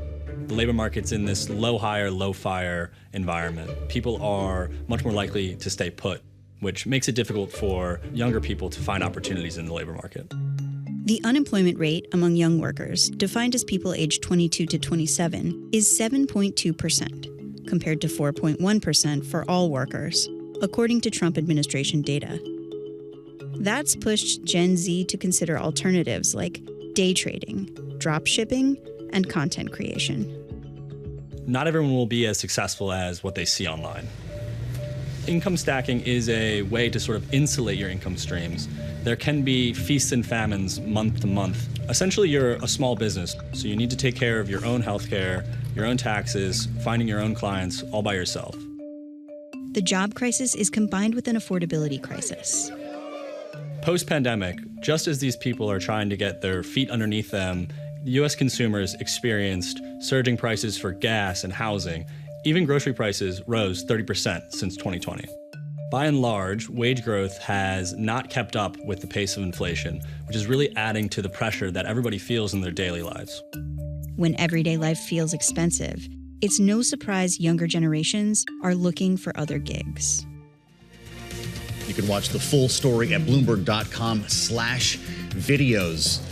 Income stacking. I don't Ready think to do Anthony that? wants us to do that. I don't think Anthony or Colin wants us Push to do back that. against perfection. A fascinating look at the backlash getting overly optimized in the age of AI. It's next on Bloomberg This Weekend. Thank you for joining us live on Bloomberg This Weekend. I'm Lisa Mateo. Let's update you on today's top stories. After nearly 30 years, a man is on trial in the fatal shooting of Tupac Shakur. Prosecutors allege Dwayne Keefe D. Davis provided the weapon used in the 1996 shooting. Shakur was shot multiple times while riding in a car with Death Row Records co-founder Marion Suge Knight. The trial begins tomorrow in Las Vegas and is expected to last about a month. Davis has pleaded not guilty. Also this week, sources say President Donald Trump is expected to attend a meeting at the White House on Wednesday with a number of high-level executives from crypto and prediction markets companies. It comes ahead of the first meeting of the Community Futures Trading Commission's new Innovation Advisory Committee. That happens the next day. And they're the dogs widely known for their association with the British royal family. But did you know Welsh Corgis are a breed of tireless racers with those tiny legs? Yesterday, 150 of the cutest, How do they do fluffiest it? dogs. 9 countries, they showed up their skills at the annual Corgi race in Lithuania. Who knew? They sleep for 23 hours after this race. Those little legs are exhausted. You have to listen to this. Jeez, Okay, the look at winner. it. Look at the winner was Gigi, whose owner is actually from the U.S. Take a listen. The people here are so nice. The other corgis here are awesome. And in America, tails aren't very popular. So seeing it here, he fits right in. It's so true. I didn't know that about the puppy's tails. like, yeah, you're carrying me Yes. for the next month after that race. Now, did you know this? Cool. Corgis can reach speeds of up to 25 miles an hour. Come on, what? Those tiny little legs. They I'm are telling you. moving. That boy. They're quick. If you're listening done on the after radio, that. you got to go to the Yeah. TV or YouTube, back it Yes. up and watch that. That was We're so incredible. sorry to do it, but it's like a corgi, just like a bullet going down. Going down at the racetrack like a horse. We got a at the lot gate. more fun stuff on dogs later on this hour. We do. All right, we're going to get to it because when it comes to the Odyssey, right, you've seen that? Well, some of us I have. haven't Not all. yet. Don't I haven't spoil. either. Well, there are no shortages of conversation starters. It's massive box office haul. Yep, we've done that. The IMAX screening. Yep. The cast. So why are so many people talking about Travis Scott's veneers? Yes, The teeth. One pop culture podcaster said they have no place in Ithaca. They didn't have those there. And that's like, are they wrong? I don't think so. It was a little distracting. I saw the movie, yes. Yeah. People have too much time on their hands. Bloomberg Businessweek senior reporter Amanda Mull lays it out in a new piece about the optimization backlash. There's more to this. She writes, if people really are sick of influencers, is it possible the kind of perfection they've so effectively sold is beginning to fall out of favor too? All right. Sounds like, yeah. All right, yeah. Amanda, come on in on this, man. This is just like right up your alley, kiddo. I think Joe's perfect. I think Lisa's perfect. But is perfection getting a little boring? Yeah, I think that people spend so much time looking at Instagram, looking at TikTok, looking at, famous people in movies and streaming shows that we are, I think, as a culture, getting sort of sick of looking at like over-perfected, unmoving, smooth faces. I think people want a little bit of humanity back. Amazing. Does That's that mean a good wrinkles, thing, though, Joe? isn't it? I don't. Well, take a look. I'm all for It it. means a little. Why? It means a little bit of wrinkles. A little bit of wrinkles, yes, get Botox and say leave a little space in there for wrinkles. Yeah. But why is this? Is it because of, maybe we've seen too much of it? Like maybe it was too easy to get, it's easy to get, all these things that people wanted so much. And is that one of the reasons? I'm still trying to figure it out. Yes, I think part of it is that we just spend too much time looking at people who seem to have the same face as the person we were just looking at in the previous video. I think that, it's not only cosmetic procedures and things like that, but the types of filters that get used on social videos are often sort of like bring everybody to this sort of like flattened average of like a perfect face. And I think we're sick of that. But then also, I think we see it more and more in the people around us because the number of med spas in the United States has ballooned since the pandemic. Thousands of new places to get Botox and filler and things like that have opened in every strip mall in the U.S. It can seem like sometimes. It's terrifying. Yes. There's Groupon. Anybody, right? Yes. My allergist offers Botox and filler. For doctors, it's a really good business. It's a cash pay business. People are excited to get it. So you can get this stuff anywhere now. And that makes people a little bit It just went overboard though, right? The numbers this explosion between, as you point out, 2019 and 2024, the number of non-surgical aesthetic procedures performed worldwide jumped more than 50%. So like half the world is talking and their face isn't moving. Are we going to see a backlash where it goes back down 50%? Well, I don't think we're necessarily going to see these procedures decline. I think that people have too much access. It's too good of a business for healthcare practices. But I think that perhaps the nature of some of these procedures is going to change. What we have heard is that, doctors who do cosmetic injections are hearing patients go, I want my forehead to move a little bit. I don't want to get rid of all of the wrinkles. I want to look my age, but better, instead of trying to, turn the clock back so far. So people want to look a little human. All right, full disclosure, I have, done Botox at times, but I've gotten rid of like the furrowed brow, and my husband's like, that's my early warning sign that you're pissed off, basically.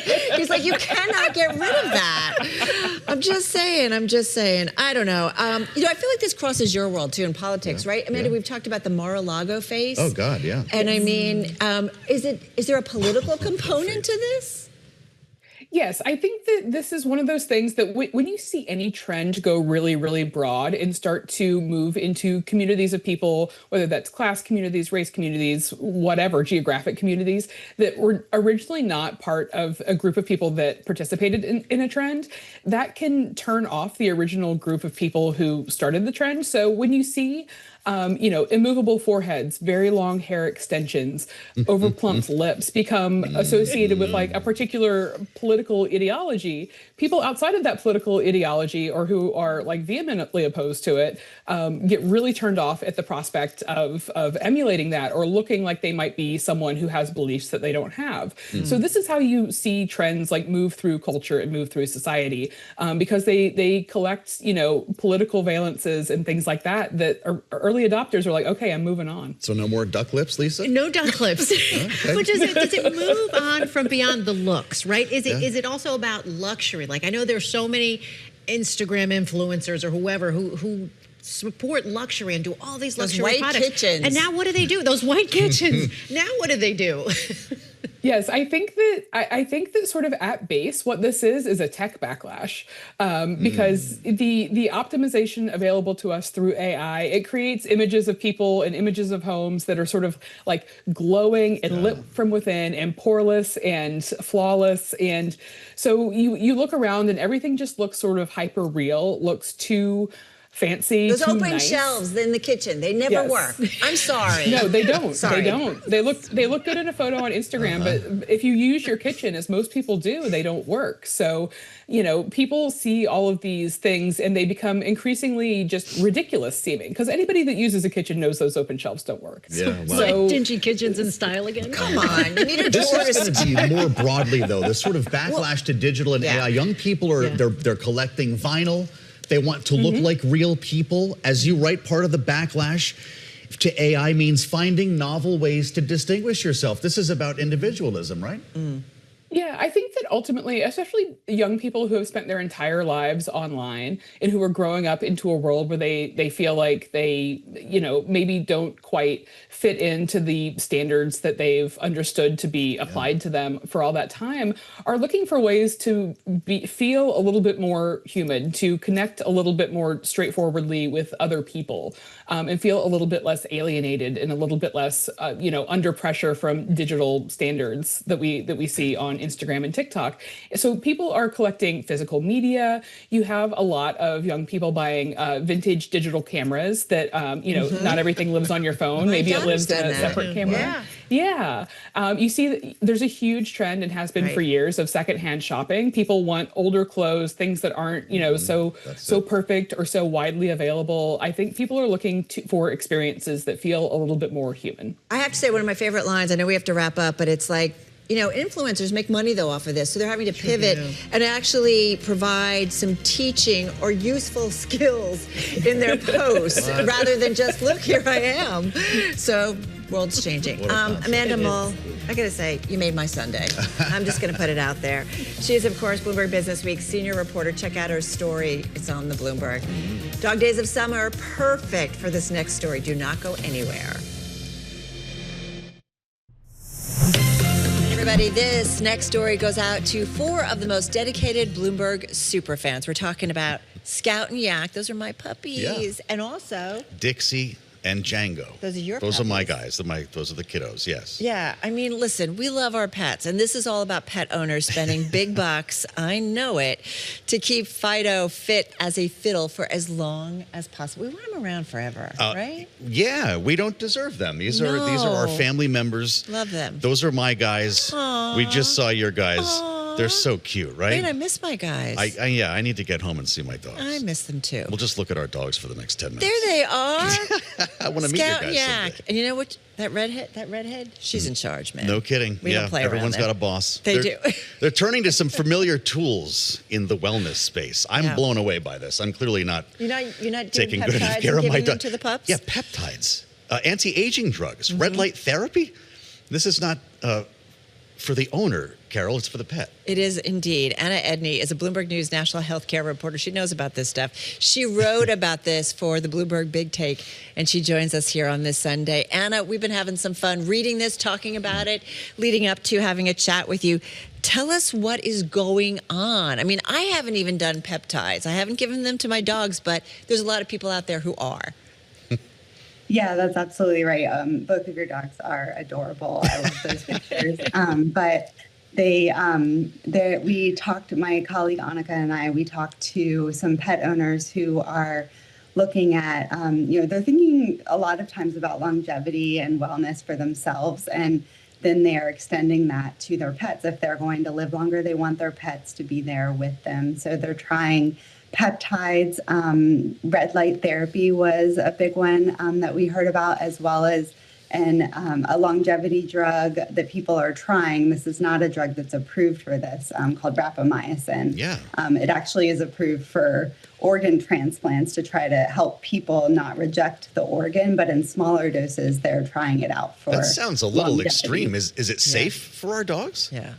Yeah, I think that's a really, really good question. A lot of the vets that I talked to were cautious about that and said, there was one woman who at University of California, Davis, who told me, often when we see a sick pet come in, we are asking what they're taking in addition to, the pet food.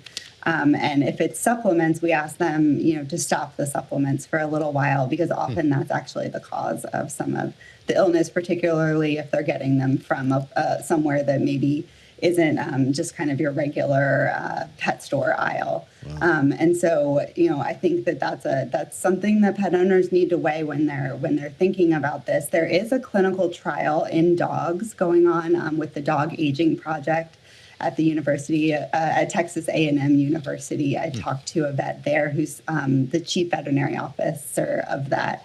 And they're looking at this. They said they haven't seen any side effects that might be linked to the drug, but it's early. They're still enrolling dogs, so they don't know everything yet.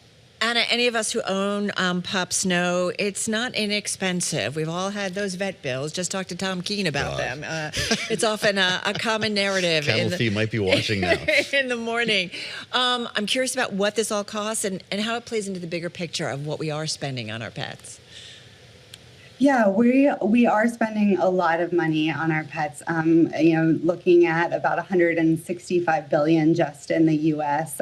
Coming up, and that's for your normal, or I guess your usual pet care, things you think of like veterinary visits and pet food and toys, things like that. And then there's the pet supplement market, which is a smaller portion of that, about $2.9 billion expected this year. But I did talk to a woman who follows this market, and she mentioned that she's seeing a lot of those supplements catch on to this trend, though. They're not just saying they're for senior dogs anymore. They're saying they're for longevity, looking at that, even if they're kind of some of the same supplements we've seen for senior dogs before. So there's a lot. People are spending hundreds of dollars a month on some of these drugs and on the red light therapy. We talked to a pet owner and his dog nanny who helps with the dogs and helps keep all of their pills and their food and their supplements going throughout the day, and does their red light therapy with a red light laser. So people are definitely who are interested in this putting up a lot of money. You have a dog nanny, right? Yeah, definitely. That's called Joe. I walk him every morning. I do what I can, but. What's the end game here? By the way, my dog would never sit for red light therapy. Are our dogs going to be living till they're 30 years old or something someday? I think that's what the people who are doing this really hope for, is they're going to extend the life of dogs. I talked to the chief executive officer of Elanco. It's a pet animal health company, and he said, we've already extended the life of a lot of our pets throughout the years. They used to live outside mostly. Now they're inside. That helps. They're doing their vaccines. They have, better food, better nutrition. And each of that adds, 5-10 years every time. And so as we're looking at companies like Loyal, who's trying to bring a longevity drug to market, or even Elanco that's trying to work on some things to help with these diseases that can kill our pets, we can add another 5 or 10 years. I don't know if we're looking at forever for our pets. Wow. I don't know. I guess it beats taxidermy. People were doing this with their crazy. Anna, thank you. You're great. I love this story. Let them, all I can think is the red light and the little puppy like on a bed, and it's got the little white things on. Don't even sit still to give them a bath. We're coming up on 9 a.m. already in New York. This is going by fast today because we're having too much fun. In our next hour, we speak live with Republican Congressman Byron Donalds of Florida. He's running for governor.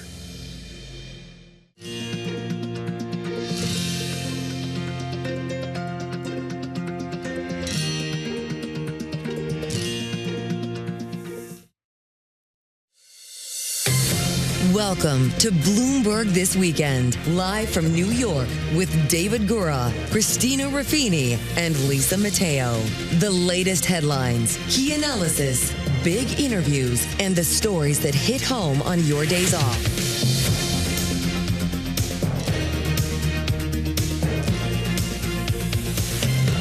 Welcome, everybody, to Bloomberg This Weekend. We are coming to you live from Bloomberg's world headquarters right here in New York City. I'm Carol Massar, along with Joe Mathieu. It's great to see you Good once to see again you. here, and Lisa Mateo with us. Good Sunday. David and Christina are off this weekend, and I hope they're still asleep.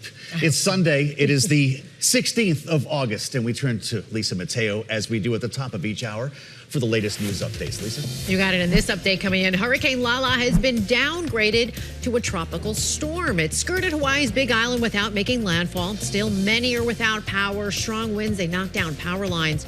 The National Hurricane Center says the Big Island, it saw a foot of rain in 12 hours, and that caused severe flooding. Governor Josh Green said at least one person did die in a car accident in the South Point area of the Big Island.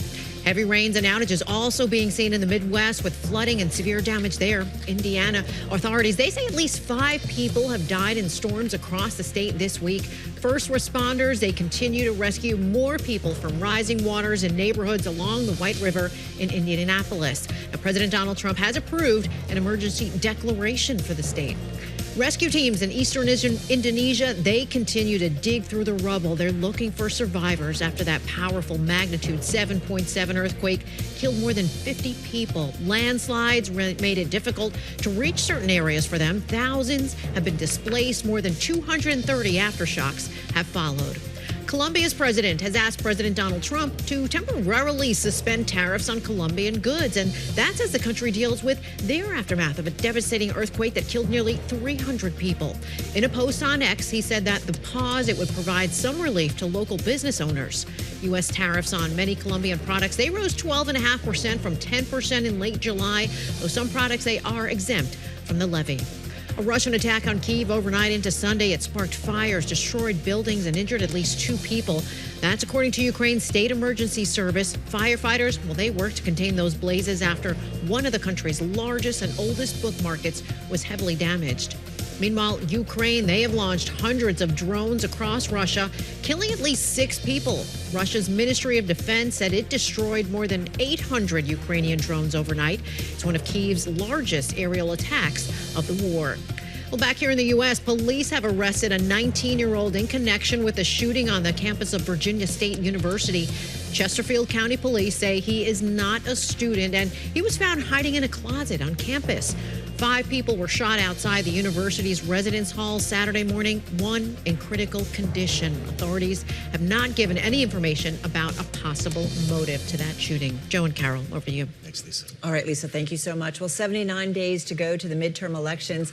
It's moving rapidly. This Tuesday, people in Alaska, Wyoming, and Florida head to the ballot box for key primary races. Should be interesting. Absolutely, especially Florida. Yes. Arguably the center of the political universe this week. That includes the governor's race there. And Congressman Byron Donalds, the Republican we speak to so often on Bloomberg, leads the pack right now. The Republican side is up about 34% according to polls. And he's with us right now. Congressman Byron Donalds, welcome back to Bloomberg TV and radio. We usually don't get to speak on a Sunday morning like this. We're talking about our pets and our families today. So we'll try to keep this as positive as we can. But the fact is, Congressman, your races get pretty chippy.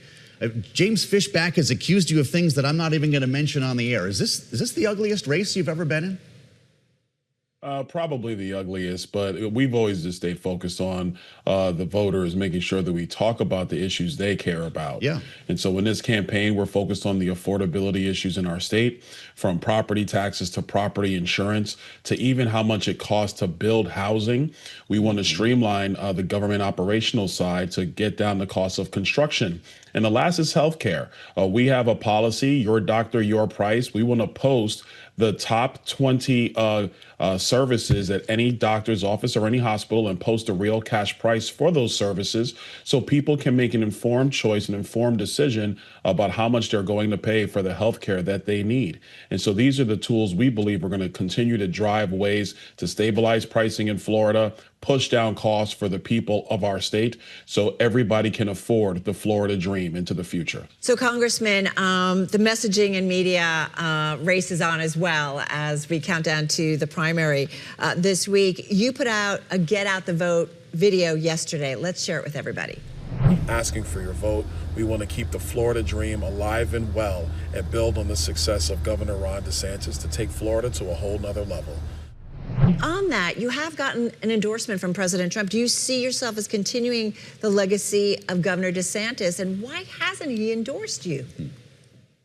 Well, look, I think Governor DeSantis has his own reasons, and we look forward to being able to earn his support in the general election.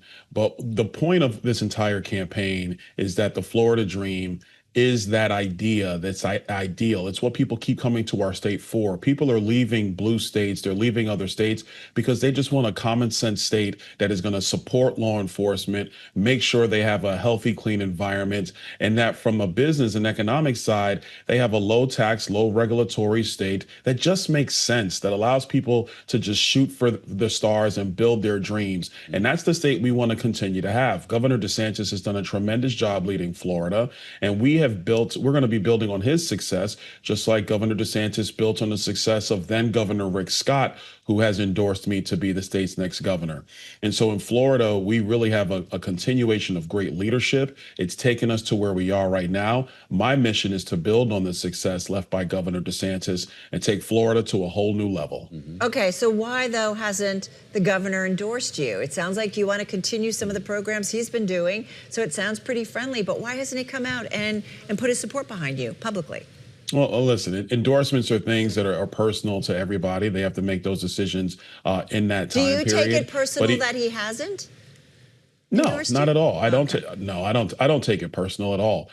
We've been focused on talking to the voters and it really taking our message to the voters. And so at the end of the day, the people of Florida will decide who's going to be the Republican nominee. And like you said at the top, in 79 days, who's going to be the next governor of Florida.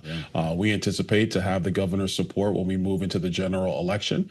But right now, people of Florida are going to be voting. Election Day is Tuesday, and I'm excited to have their vote and support. We'd love to walk through a couple of issues with you here, Congressman. When you were with us on Balance of Power in Washington a couple of weeks ago, we talked about data centers, and I'd like to get to your bill because this is a topic coming up every day here. But I'm compelled by the fact, and we talked about it that day, that you're going through this campaign without a debate. You explained to us that was based on your monster lead based on polling here in the race. But is this the new normal, Congressman? We all watched President Trump make that same decision during his campaign. He cruised right through the primary process, of course, won it. Do front runners have a duty to debate the people challenging them? Well, I think if the campaigns are very competitive, then of course you debate and you go on that stage. Yeah. I mean, you guys put the graphic up at the top of this segment, not me. You see the delta. And by the way, when they were talking debates, it was much broader than before. It was 40 points and higher.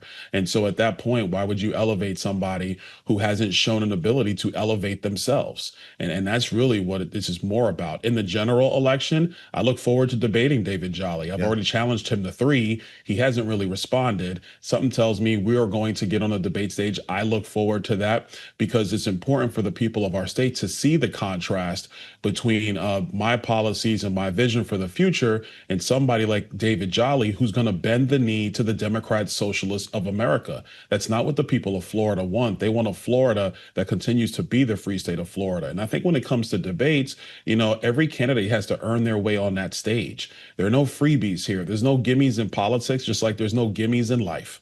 And I think if races are close, and when I say close, 20-point difference, 25-point difference, when they're close like that, then get on the stage and debate. But if somebody's so far behind that they really get elevated by you going out and putting them on stage, at that point, then you're just giving them a participation trophy. And I don't believe in participation trophies, and quite frankly, neither do conservatives.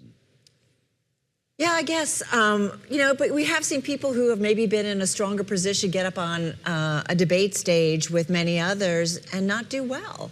And so, right. So, isn't it fair for the people of your state to kind of just see everybody together on the issues and then make their choice? Well, you actually make a great point. And this is what's different in campaigns today versus, my wife and I just saw a photo from election night back in 2012, the first time I ran for Congress, and I ran unsuccessfully. The difference between 2012 and today is that with social media, candidates have an ability to get their message out. They have an ability to just go into any room. Well, I would argue in that that district. They can Q&A. They can do all that I stuff. would argue they have the ability to control the message. That's a very one-way street there. I mean, yes, you can get people respond to it, but it's different when you're communicating back and forth. We talk about as an organization and just in the news world that people don't debate like they used to. And I think it's a healthy thing to get different opinions up on a stage and kind of hammer it out. I'll give you a quick example. When we do events, we obviously there's an opening speech, but we open up the floor a lot. We post Q&As online. We just let people come and ask whatever question they want. So you have the voter coming in and asking the things that are important to them. And through that process, you get to see if a candidate really knows what he's talking about or if he's just trying to filibuster through the question. And so, I think campaigns have changed with social media. There are ways for you to be able to resonate with the voters and get that information out to voters for them to come and find a candidate and really do their due diligence on somebody before they choose to support them. But when you're talking about going on the debate stage, if you're in single digits and somebody's up 40 points, really all you're doing is elevating somebody who hasn't demonstrated the ability to elevate themselves. That's like going to do somebody else's homework for them. And I just don't think that's what campaigns are about. Campaigns are competitions. They're not charities. Yeah, interesting. I think it's a really fascinating development in the world of electoral politics. Yeah. Let's get to the issues then, Congressman. I know you want to swing at a couple of these, and I'm going to start with gas prices. You're at $3.86 in Florida, which, by the way, is quite a bit better than the national average, still hanging around $4. We talked to a couple of Republicans at the end of last week who were a little bit worried about the president's remarks about gasoline when he went on the road, and I just want everyone to listen to what he said, and we'll have you respond. Here he is. For you to pay a tiny little bit more for your gasoline, just remember, you're doing it so that a very evil country cannot have a country. Really, it's the #1 state sponsor of terror in the world. We don't want to have them have a nuclear weapon. So remember that when you have to pay a little bit more, you're at $4. It's okay. I mean, it's I'll never apologize. I did the right thing. These are, of course, kind of two different conversations here, and we can get into the war with Iran if you want to, Congressman. But is that the winning argument here, the short-term pain, long-term gain? Because, of course, there are people in Florida who feel like it's not just a little bit more, it's a lot more. We're coming up from gas with a 2-handle, and now we're looking at something near 4. Well, listen, I want to see gas prices lower. I definitely want to see diesel prices lower. But the president does make a salient point here. The Iranian regime are, quite frankly, they're waging economic war against the rest of the planet. It's not just here in the United States, it's in Europe as well. And they're doing it for one reason and one reason alone, because they want nuclear weapons. They want to continue to be a theocratic dictatorship that has their terror front groups that operate all across the globe. They have killed our soldiers in the past. They have weaponized and killed many of our soldiers in Iraq during that long conflict. And so the president knows that if they have a nuclear weapon, they will be able to quickly get more economic leverage on the rest of the world. And you can't have a dictatorship like this have such control over world oil markets and more. And so, yes, it is a temporary situation, and it's hurtful when people go to the pump. I totally understand that. I filled up myself, and I looked at the prices. But we're going to have to balance our way through this. You can't let the Iranians have a nuclear weapon. And I think the American people, we want to make sure they fully understand that the Iranians are messing with the Strait of Hormuz on purpose because they want a nuclear weapon. They want to continue to have terror plots all across our globe, and they want no restraint. And they are basically closing the straits to put pressure on Americans and Europeans and people all around the globe because they still want to chase their Sharia law, their global jihad. That's what they want. And the president is having to stand up to them in a way no American president, quite frankly, has had the courage to do so. So on those higher gas prices as a result of the U.S. war with Iran, we mentioned earlier, Congressman, that you do have President Trump's endorsement. In May, he posted that you are a total winner, continuing that you will fight tirelessly to help keep our borders secure, stop migrant crime, strengthen our military, protect our veterans, advance American energy dominance, cut taxes and regulations, promote made in the USA, and defend our always under siege Second Amendment. He doesn't, though, mention affordability, and it's something you certainly hit on regularly. Is there any daylight between you and POTUS on this issue and the president? No, not at all. I think the president obviously is focused on his job and his duty as commander in chief. And those are the main issues when you're looking at the United States overall that we have to make sure that we maintain. In Florida, my job is slightly different. In Florida, we have to make sure that the people of our state can continue to afford the Florida that they chose to live in. And that's why we're going to reform insurance, the regulatory side of our markets, to push costs down 20-25%. This is why we have a property tax amendment on the ballot. Whether it passes or fails, we're going to bring our Tax and Budget Reform Commission in next year. It's in Florida's constitution, and we have a goal of eliminating homestead property taxes once and for all in our state. If that does not happen, we want to target that relief to seniors on fixed income and to working families in our state to make sure that they can still afford our state and build the Florida dream. And it's also about our kids. We have a Launchpad initiative. We want our kids who are not going into the university system, if they're not going to FSU or UF or the University of Miami, we want them to be able to get an apprenticeship or an internship before they graduate high school, so they can walk across that high school graduation stage into a high-paying job, so they can begin to build that Florida dream for themselves as well. And so my responsibility as the state's next governor is to make sure that government does its job, from everything from insurance to health insurance to making sure our kids are prepared for the future. And President Trump agrees with all those, but obviously he has a much more national and international focus as the president of the United States and as the commander in chief. Well, Congressman, Carol keeps talking about President Trump's endorsement. No one's mentioning Nicki Minaj endorsed you last night. That seems like a lead story to me. Is she on the campaign trail for you or what? Oh, well, it remains to be seen. But first of all, I'm really thankful to Nicki Minaj. We did not expect that one. That was not on the bingo card. But you know what? You take support where you can get it. And so I'm very grateful to her. And listen, I just want people to go to the polls and vote this Tuesday. And again, and then they're going to have to go back to the polls. I mean, look, Floridians are going to have to choose. Every election is an election about choices. And we want to choose to keep our state as the free state of Florida. We want to choose to make sure we remain the #1 state in America.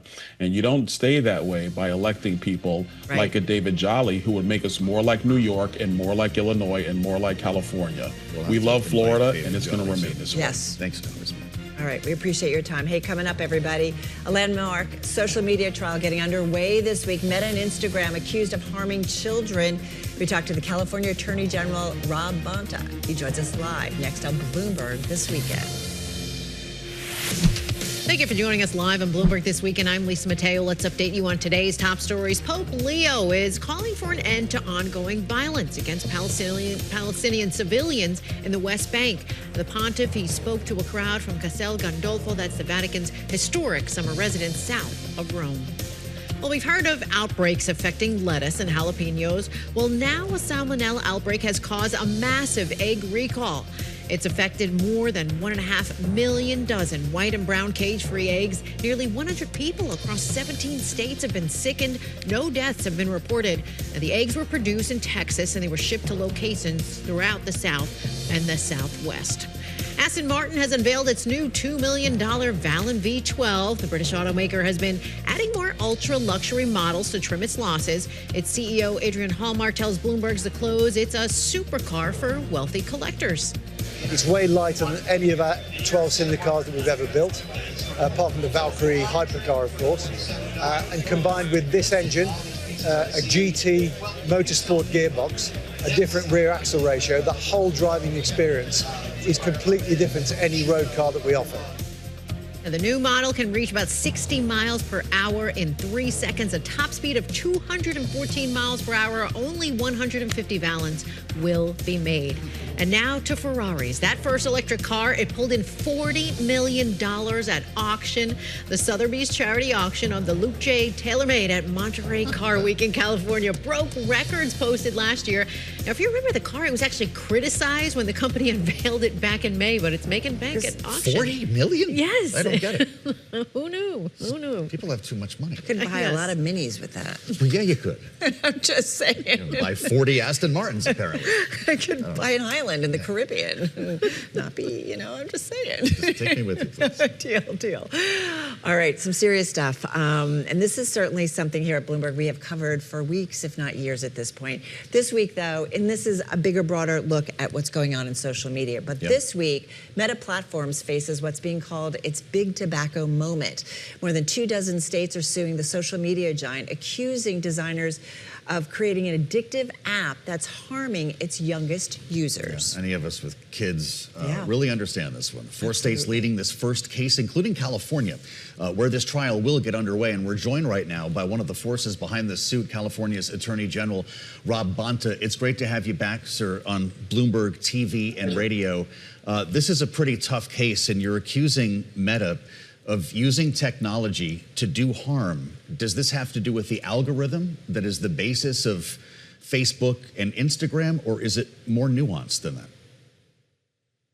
Well, it has to do with the design of their products, both Facebook and Instagram. They designed their product to be dangerous. They knew that it was dangerous, and they lied to the public. And the design includes the algorithmic feed. It includes beeps and alerts, likes, infinite scroll, autoplay, ephemeral content like Instagram stories, sort of that constellation of different features that they designed created the harm. They did internal research where they knew it hurt the mental health of kids. It created anxiety, depression, body image issues, addictive tendencies, learning loss, and they doubled down and chose profit over the safety of children. And one of the things that I do as the California Attorney General is I protect vulnerable populations, including our kids. I'm a dad of 3.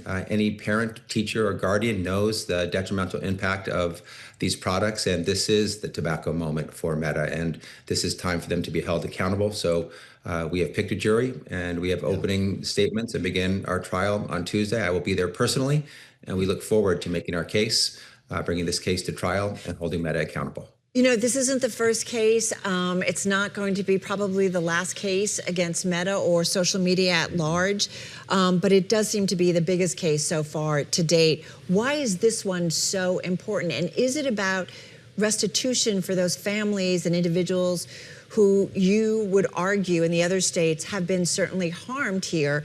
Or is it about really changing the way social media companies, Meta in particular, do business? It's both. It's about injunctive relief, including changing their conduct, ending the features that create the excessive, the addictive, the compulsive use by kids, that the features that are designed to addict kids so that they maximize their use, the duration on the platform, the frequency on the platform. So it's certainly about changing these addictive, harmful features that Meta knew about and lied about. It's also about an appropriate amount of what we call penalties. It's not actually technically damages. It's penalties, disgorgement, and restitution are the types of relief we can get. We are seeking significant amounts in this case. And this is a huge case. It's a multi-state case. It's what we call a bellwether case, when 29 states have brought claims and 4 states have been chosen to bring their case to trial. And so California, Colorado, Kentucky, and New Jersey will be bringing our case on Tuesday. And across the country, there are north of 40 states, bipartisan Republican and Democratic states, who have brought cases against Meta in both state court and in federal court. So this is a big moment. This is a big case. We're seeking both changes in conduct and appropriate financial compensation. I was struck by your first answer, Mr. Attorney General, as you implied that this is not only wrongdoing, but motivated, premeditated. This was on purpose. Why would Facebook, why would Mark Zuckerberg aim to harm his clients, his customers? Well, you could ask the same thing of the tobacco industry. Yeah. You could ask the same thing of the opioid industry and the Sackler family, Purdue Pharma. You believe that he is on the same level? Oh, yeah. This is the same level stuff. Knowing about the harms, having internal discussions and memos, including, you mentioned Mr. Zuckerberg, so let me tell you about Mr. Zuckerberg. There was a feature called, it was a filter, a plastic surgery filter, which changes your images using a plastic surgery type of technology that shows what you look like after plastic surgery. And it was known internally that this would harm the mental health of kids, including especially young girls. And his team warned him about it. They raised the red flag. He overruled them and said, do it anyway. Wow. He chose profit over the safety of children. So it's the same thing with tobacco. They knew about the harms and they visited that on the American public anyway. It's the same with opioids. They knew the addictive, harmful impacts. They visited on the American public anyway. And this is not just the American public. This is kids, our children, the next generation. As parents and teachers, we have to be passionate about this, and I am, and so are the other attorneys general. So yeah, this is about knowing the harm, doing it anyway, doubling down on it, and lying about it to the public. It is very tobacco-like in that way. Is Meta, though, in a league all its own, any different than some of the other social media platforms that are out there? I'm thinking TikTok, Snap, or YouTube. I'm thinking of some reporting, Mr. Attorney General, that our own Olivia Carvel, has done, where they kept a safety feature for millions, and one ultimately died by suicide. So I'm just wondering, are they the worst offender in your view, or the other ones you guys are coming at them next? They're a major offender, but they're not the only offender. And we've already brought a lawsuit against TikTok. That's pending now. Right. And similarly, states across the country, over 40 states, bipartisan, have brought their own lawsuits against TikTok. We are also very interested in Snap. We're very interested in YouTube. We're not just picking out one particular player. It's an industry that has followed a lot of the same MO, where they know about the harms, those harms make them money, so they double down on those harms on our children. They do it anyway, and they lie to the public. So it's not only Meta, but Meta's the one that's in trial starting Tuesday, so we're focused on them. It's also an industry that brings a lot of money to the state of California, whether it's Alphabet, whether it's Meta Platforms. You know it well. They employ a lot. They do a lot. They probably pay a lot of taxes as well to your state. What is the balance? It's always, societal impact versus economic impacts. How do you balance that? How do you think about that and reconcile those two? Yeah, it's pretty straightforward and simple. They have to follow the law, period, full stop. Meta can be wildly successful and follow the law. And I don't just suggest that, I insist that they have to follow the law. They cannot hurt our kids. And they have broken the law, whether it be federal law and taking advantage of the privacy of children under 13, or violating the false advertising law or the unfair competition law in our state by providing dangerous features, designing dangerous features, and lying to the public. So we want businesses to found here in California, to grow in California, to create good jobs, to contribute to us being the 4th largest economy in the world. And we want them to follow the law. And we know that they can, and we know that they will when we enforce, and we insist that they must. So the balance is you need to be a business that follows the law. And Meta has broken the law here, so we're taking them to court. If Meta is big tobacco, if Meta is the Sackler family, as you've asserted, Attorney General, do you want to put Meta out of business? I do not. It's an analogy to the same conduct, the same type of knowing conduct that harms the public, doing it anyway, doubling down on it, and lying. That's the MO. That's what is like tobacco. That is like similar to the Sackler family and to Purdue Pharma. They can stop and end these addictive features, these dangerous features for children, and still have a product that is not dangerous to kids and could be very successful.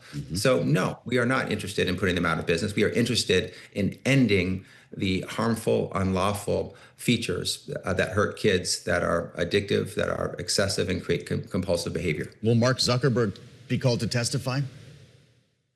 We'll see. Right now, we think we have a really strong case. Without him, it might be important to have him part of the case. I did mention that important moment.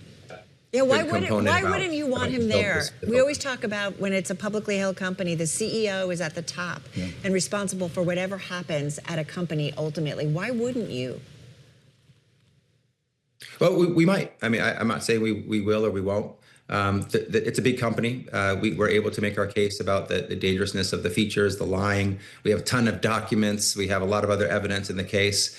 We have taken his deposition in another case, so we're not afraid to, as necessary, depose the person at the top. It is his company, as you mentioned, the founder, and so we may. Wouldn't be the big tobacco moment without all those CEOs sitting there together, right? They've been. Yeah. They call them seven dwarfs. They've been you hold ask before. Mark Zuckerberg to apologize to these families as part of this? You know, we're going to bring our case, and I do think it's appropriate for him to apologize to all the families that have been harmed, the families of the children themselves. I think that what speaks of a very strong apology is to change the conduct, to end the features that knowingly hurt kids. That's the primary thing that we're looking for in this case. Of course, the financial components are important too, but we want to protect our kids. We want them to be safe going forward. Any parent, teacher, or guardian knows that, and that's what we're focused on. So action is more important than words, but the words of an apology, if sincere and in good faith, that would be strong and important too. Other countries are figuring it out. The French top court blocked social media ban for young teens. Like, this is a global issue. So appreciate it. Really with us, Attorney General. 6:30 in the morning. It is. One of the biggest themes this election season, though, has been the future of the Democratic Party. We're going to get back to politics. Moderates versus progressives. We'll hear from the former chair of the Wisconsin Democratic Party about the dramatic primary in that state. That's next on Bloomberg This Weekend.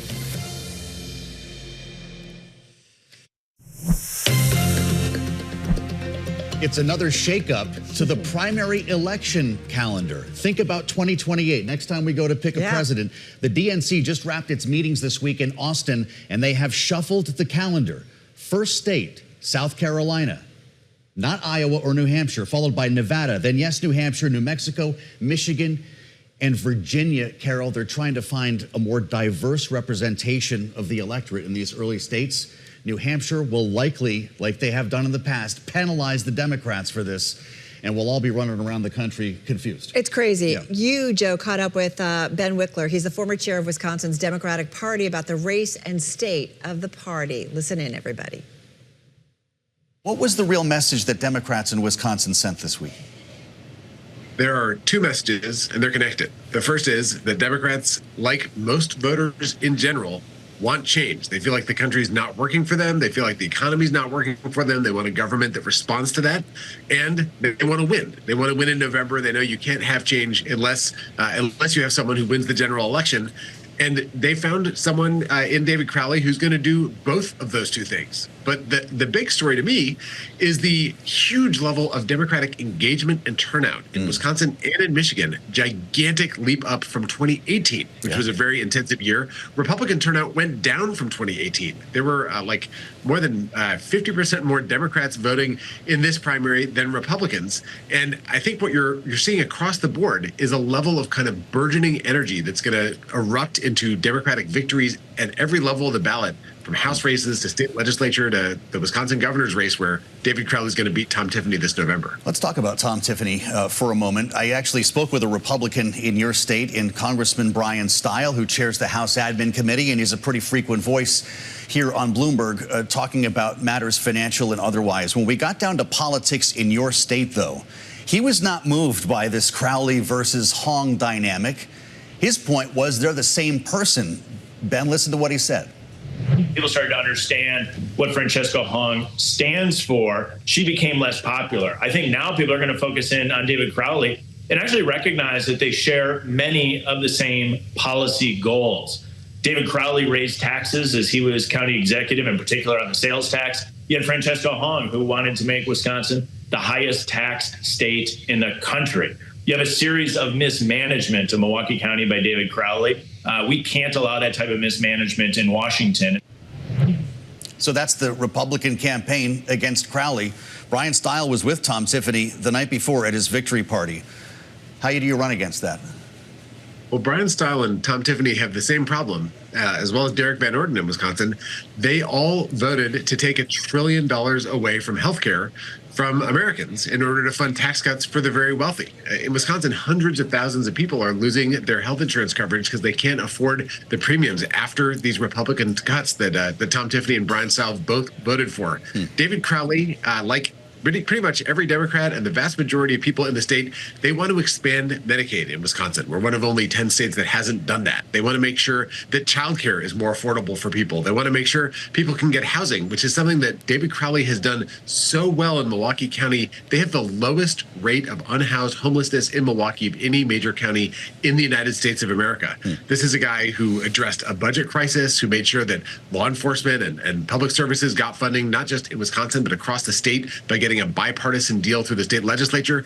Brian Style and the GOP don't have an answer for that. They're running from the fact that they've made life more expensive for working people in our state, which is politically toxic in a year of affordability concerns. Well, Tom Tiffany talked about something else, voted for something else, Ben, and that was to overturn the 2020 presidential election. If he won here, he would be the first person who cast that vote to win the governorship in a major swing state like yours. I'm surprised you didn't reach for that first. Is that not part of your message to Wisconsin voters? Absolutely. It's an urgent and it's an important message. I will say we're going to start with affordability and the concerns of folks who might not really want to tune in to the differences between Democrats and Republicans, but know that they're taking it in the pocketbook. Once we cover that, it's important to note that Tom Tiffany was part of a coup to overturn American democracy in 2020. If he's in charge of Wisconsin's government, he will be in charge of certifying the next presidential election. And we can't afford the risk of someone who tried to rip away the people's voice in 2020 to potentially try to nullify the next presidential race. With David Crowley, you have someone who, as county executive, has presided in his leadership role over multiple successful, free and fair elections where people from both parties have won. That is the way American democracy is supposed to work. So there are national stakes for democracy in also the U.S. Senate race and House maps. There's also stakes for people's pocketbooks, even if they hate politics. And we want to make sure voters know about both of those. Let's widen the aperture here, because there are questions about whether the DSA insurgency is overstated. A week earlier, we were talking about Abdul El-Sayed and the remarkable margin in which he beat Congresswoman Haley Stevens with. Very different scenario here as he enjoyed the backing of Bernie Sanders, Elizabeth Warren, AOC. We didn't see that with Francesca Hong. To what extent is this a national trend, Ben, or a statewide one? I think that these are very different races. And as much as the kind of national lens is pitting two factions against each other, here in Wisconsin, David Crowley is a pragmatic progressive. He is somebody who has very clear positions about raising the minimum wage, addressing economic concerns that people have. And also, he's very focused on how you bring folks together to actually pass laws. I think that for Wisconsin voters, you can see the unity immediately after the primary with Francesca Hong and two other candidates in the primary joining David Crowley. They're all going to barnstorm the state because they all know the stakes in beating Tom Tiffany this fall for people's pocketbooks and for democracy itself. Well, when you look more broadly at the map, to what extent will Democratic socialists be carrying the torch here for the party? Everyone in my business is trying to connect the dots. From Mamdani in New York, straight through Michigan, even Texas, we saw this trend bubble up, and to Colorado. Ben, is this the theme of this election, or is that push and pull between moderates and progressives going to be an asset in what we all refer to as a Big Ten party? I think the most striking thing in this election cycle is that Democrats have a shot to win in states that Trump carried by double digits. I'm talking about Rob Sand and Josh Turek in Iowa and House races and the Attorney General's race. In Alaska, Mary Peltola and the Democrats in the House race. We've got a shot in Texas. We've got a shot in North Carolina, Ohio, all these different places. In Wisconsin, we're a 50-50 purple state. And we've got David Crowley, who's a uniter for the broad spectrum of Democrats, who can carry Democrats to victory in state legislative districts that Trump won. And that means there's a possibility of a Democratic trifecta trifecta in 2026. As much as it's fun to talk about kind of intra-democratic squabbling, often most prominent in the bluest parts of the country, the big question is who has majority control of state legislative chambers and congressional chambers, and all those things are on the table for Democrats in 2026. Your track record, and we should note that you ran the Democratic Party in Wisconsin from 2019 to 2025, pretty important period of time, when you won 7 of the past 10 statewide races. And of course, the state, as you mentioned, considered to be 50-50.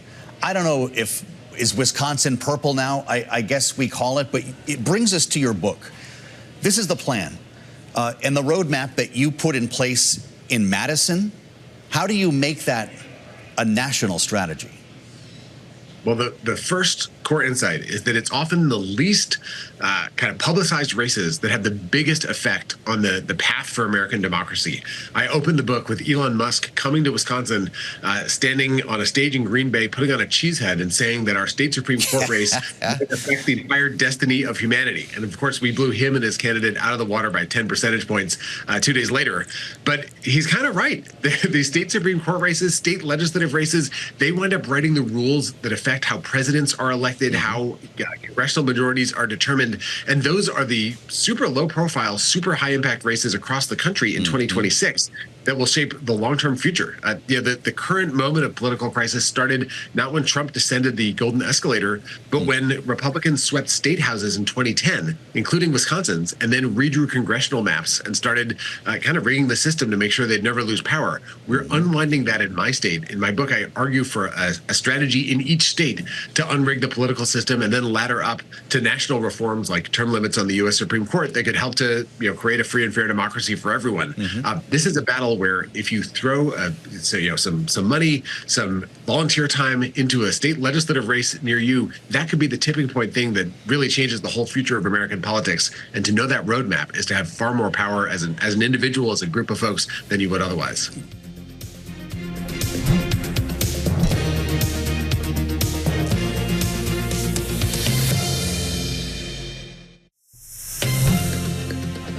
This weekend, I'm Lisa Mateo with Joe Mathieu, Carol Massar. Well, when the ultra-rich, they want to go on over-the-top vacations, a lot of them call one woman. Her name is Olivia Ferney with top-tier travel. She's a 25-year-old Canadian child of school teachers. She has a knack for making the impossible happen for a price tag, because there is a $100,000 annual fee. Clients have to agree to book $1 million travel every year. But as the New York Times writes, Olivia makes the impossible happen. And she is here with us now. Olivia, thank you for coming in for this. Thank you for having me. This is great. Welcome. It is so exciting. I got to tell you, I've been stalking you on Instagram to your over 1 million followers. Thank you. But one of the things I find are these conversations you have and all the off-the-wall things you have to do for your clients. Yep. You actually recently set a Guinness World Record. We did. We want to play some sound from one of your posts. Listen to this. I have a client that's in town. Okay. He needs our help. He doesn't have fun anymore. He's bored. He's been there. He's done that. Just a done it all guy. Something new. Yep. Yeah. Okay. So I think he's looking for us to kind of just do better.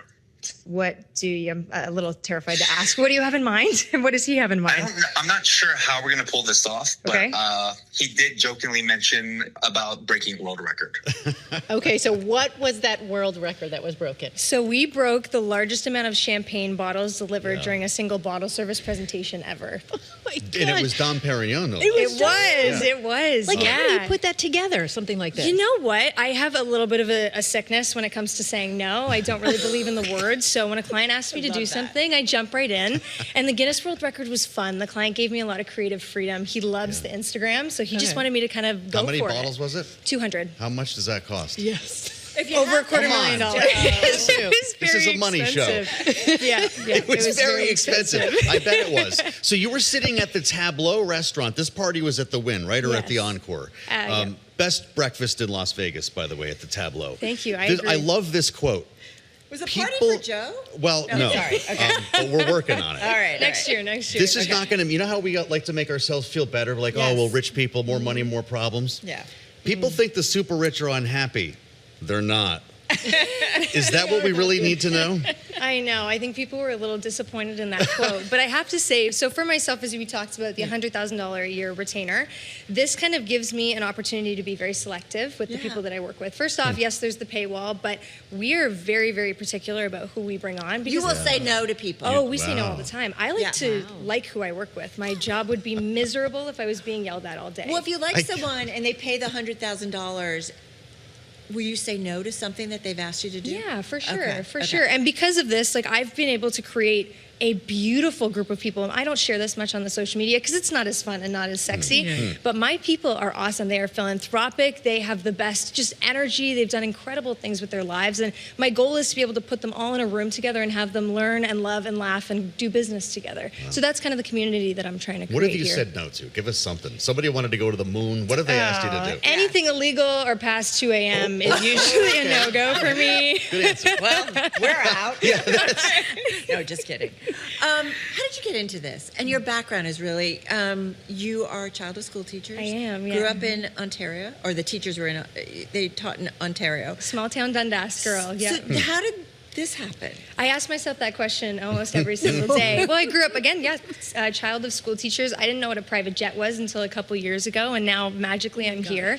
I think I've always been somebody that doesn't accept no, so when I see something I really want to be a part of, I jump head in. So when I met Troy, I just fell in love with the business. I'm like, you have something here, and I thought it was really magical, and pretty much forced him to hire me, and now we're here. Amazing. And your partner is your fiance. He is, yeah. You've got life in the palm of your hand here. It sounds like. Can you guys imagine 25 years old and being able to realize and say, I only want to work with people I like? That, I was awesome. Being yelled at by bosses at 25 years old. Correct. Well, it's funny. You have all these requests that people make. I mean, some of them, I'm listening to your phone conversation. They're like, my champagne's at 49 degrees, not 50. It's crazy. But it's not just about travel. So we have another bite from one of your for Instagram posts. Listen to this wild request. Go ahead. All right, Mr. Pinata has been hung up. He's good to go. He is steady. He's not going anywhere. His stomach is filled with our delicious high jewelry. And I think the client's going to be pretty happy with this one. Love you guys. Now, this pinata is an ex-husband. Is that correct? Is, yes. So this was the same client that we did a divorce cake with actually a couple months ago to celebrate initiating the divorce process. And congratulations, Sandy, the divorce has closed and she celebrated with a pinata. So. Oh my gosh. Yeah. Does the husband look like that? Yeah. It's not too far-fetched. Googling going on a little bit later on. I will say. So where do you go? Like, what's next? Like, and I'm also curious, how many clients do you have that are paying $100,000 a year? So we keep the we keep the amount of people in our Concierge Plus always under 50. We're really more of a quality over quantity thing. We're not trying to service everybody. Not all money is good money. So again, as I said, just trying to build a group of people that we really like to work with and are just awesome humans. So Stalker, you have to wrap this up. I know. But first of all, you're planning a wedding at the same time, I am. Who's planning your wedding party? I wish. I'm open to all wedding planners. If anybody has a good one, I do not have the time. That's I have a high-pressure gig. We'll throw it together very last minute, but the stakes are high, I will say. No doubt. Will there be champagne? Oh, tons. Tons. Maybe another Guinness World Record. Right. Also, a TV, this is in the making for a TV show. It's got to be. It sounds like it. And it is. Yeah. Okay, so when is it? When can we see this? What is happening? I mean, hopefully the producers soon. Of Severance? Yes. Yeah, the team involved is amazing. Make Ready's amazing. And we're so excited. We don't know all the information yet, but we're hoping to have some more info heading into the winter. Come back and tell us. I will. Please. Wow. Olivia Ferney, it has been a pleasure talking to you. So much. I've learned so much. And it's crazy. See, she's a lovely stalker. I'm just going to tell you. Yes. She's absolutely lovely. I'm a friendly stalker. Stalkers, absolutely. Dare to dream. Someday we'll be clients. I don't know. It's Fingers top crossed. tier, everybody. Thank you for joining us on Bloomberg this weekend, and I mean that, starting with Carol Massar and Lisa Mateo. We'll see you next week on Bloomberg TV and radio. Enjoy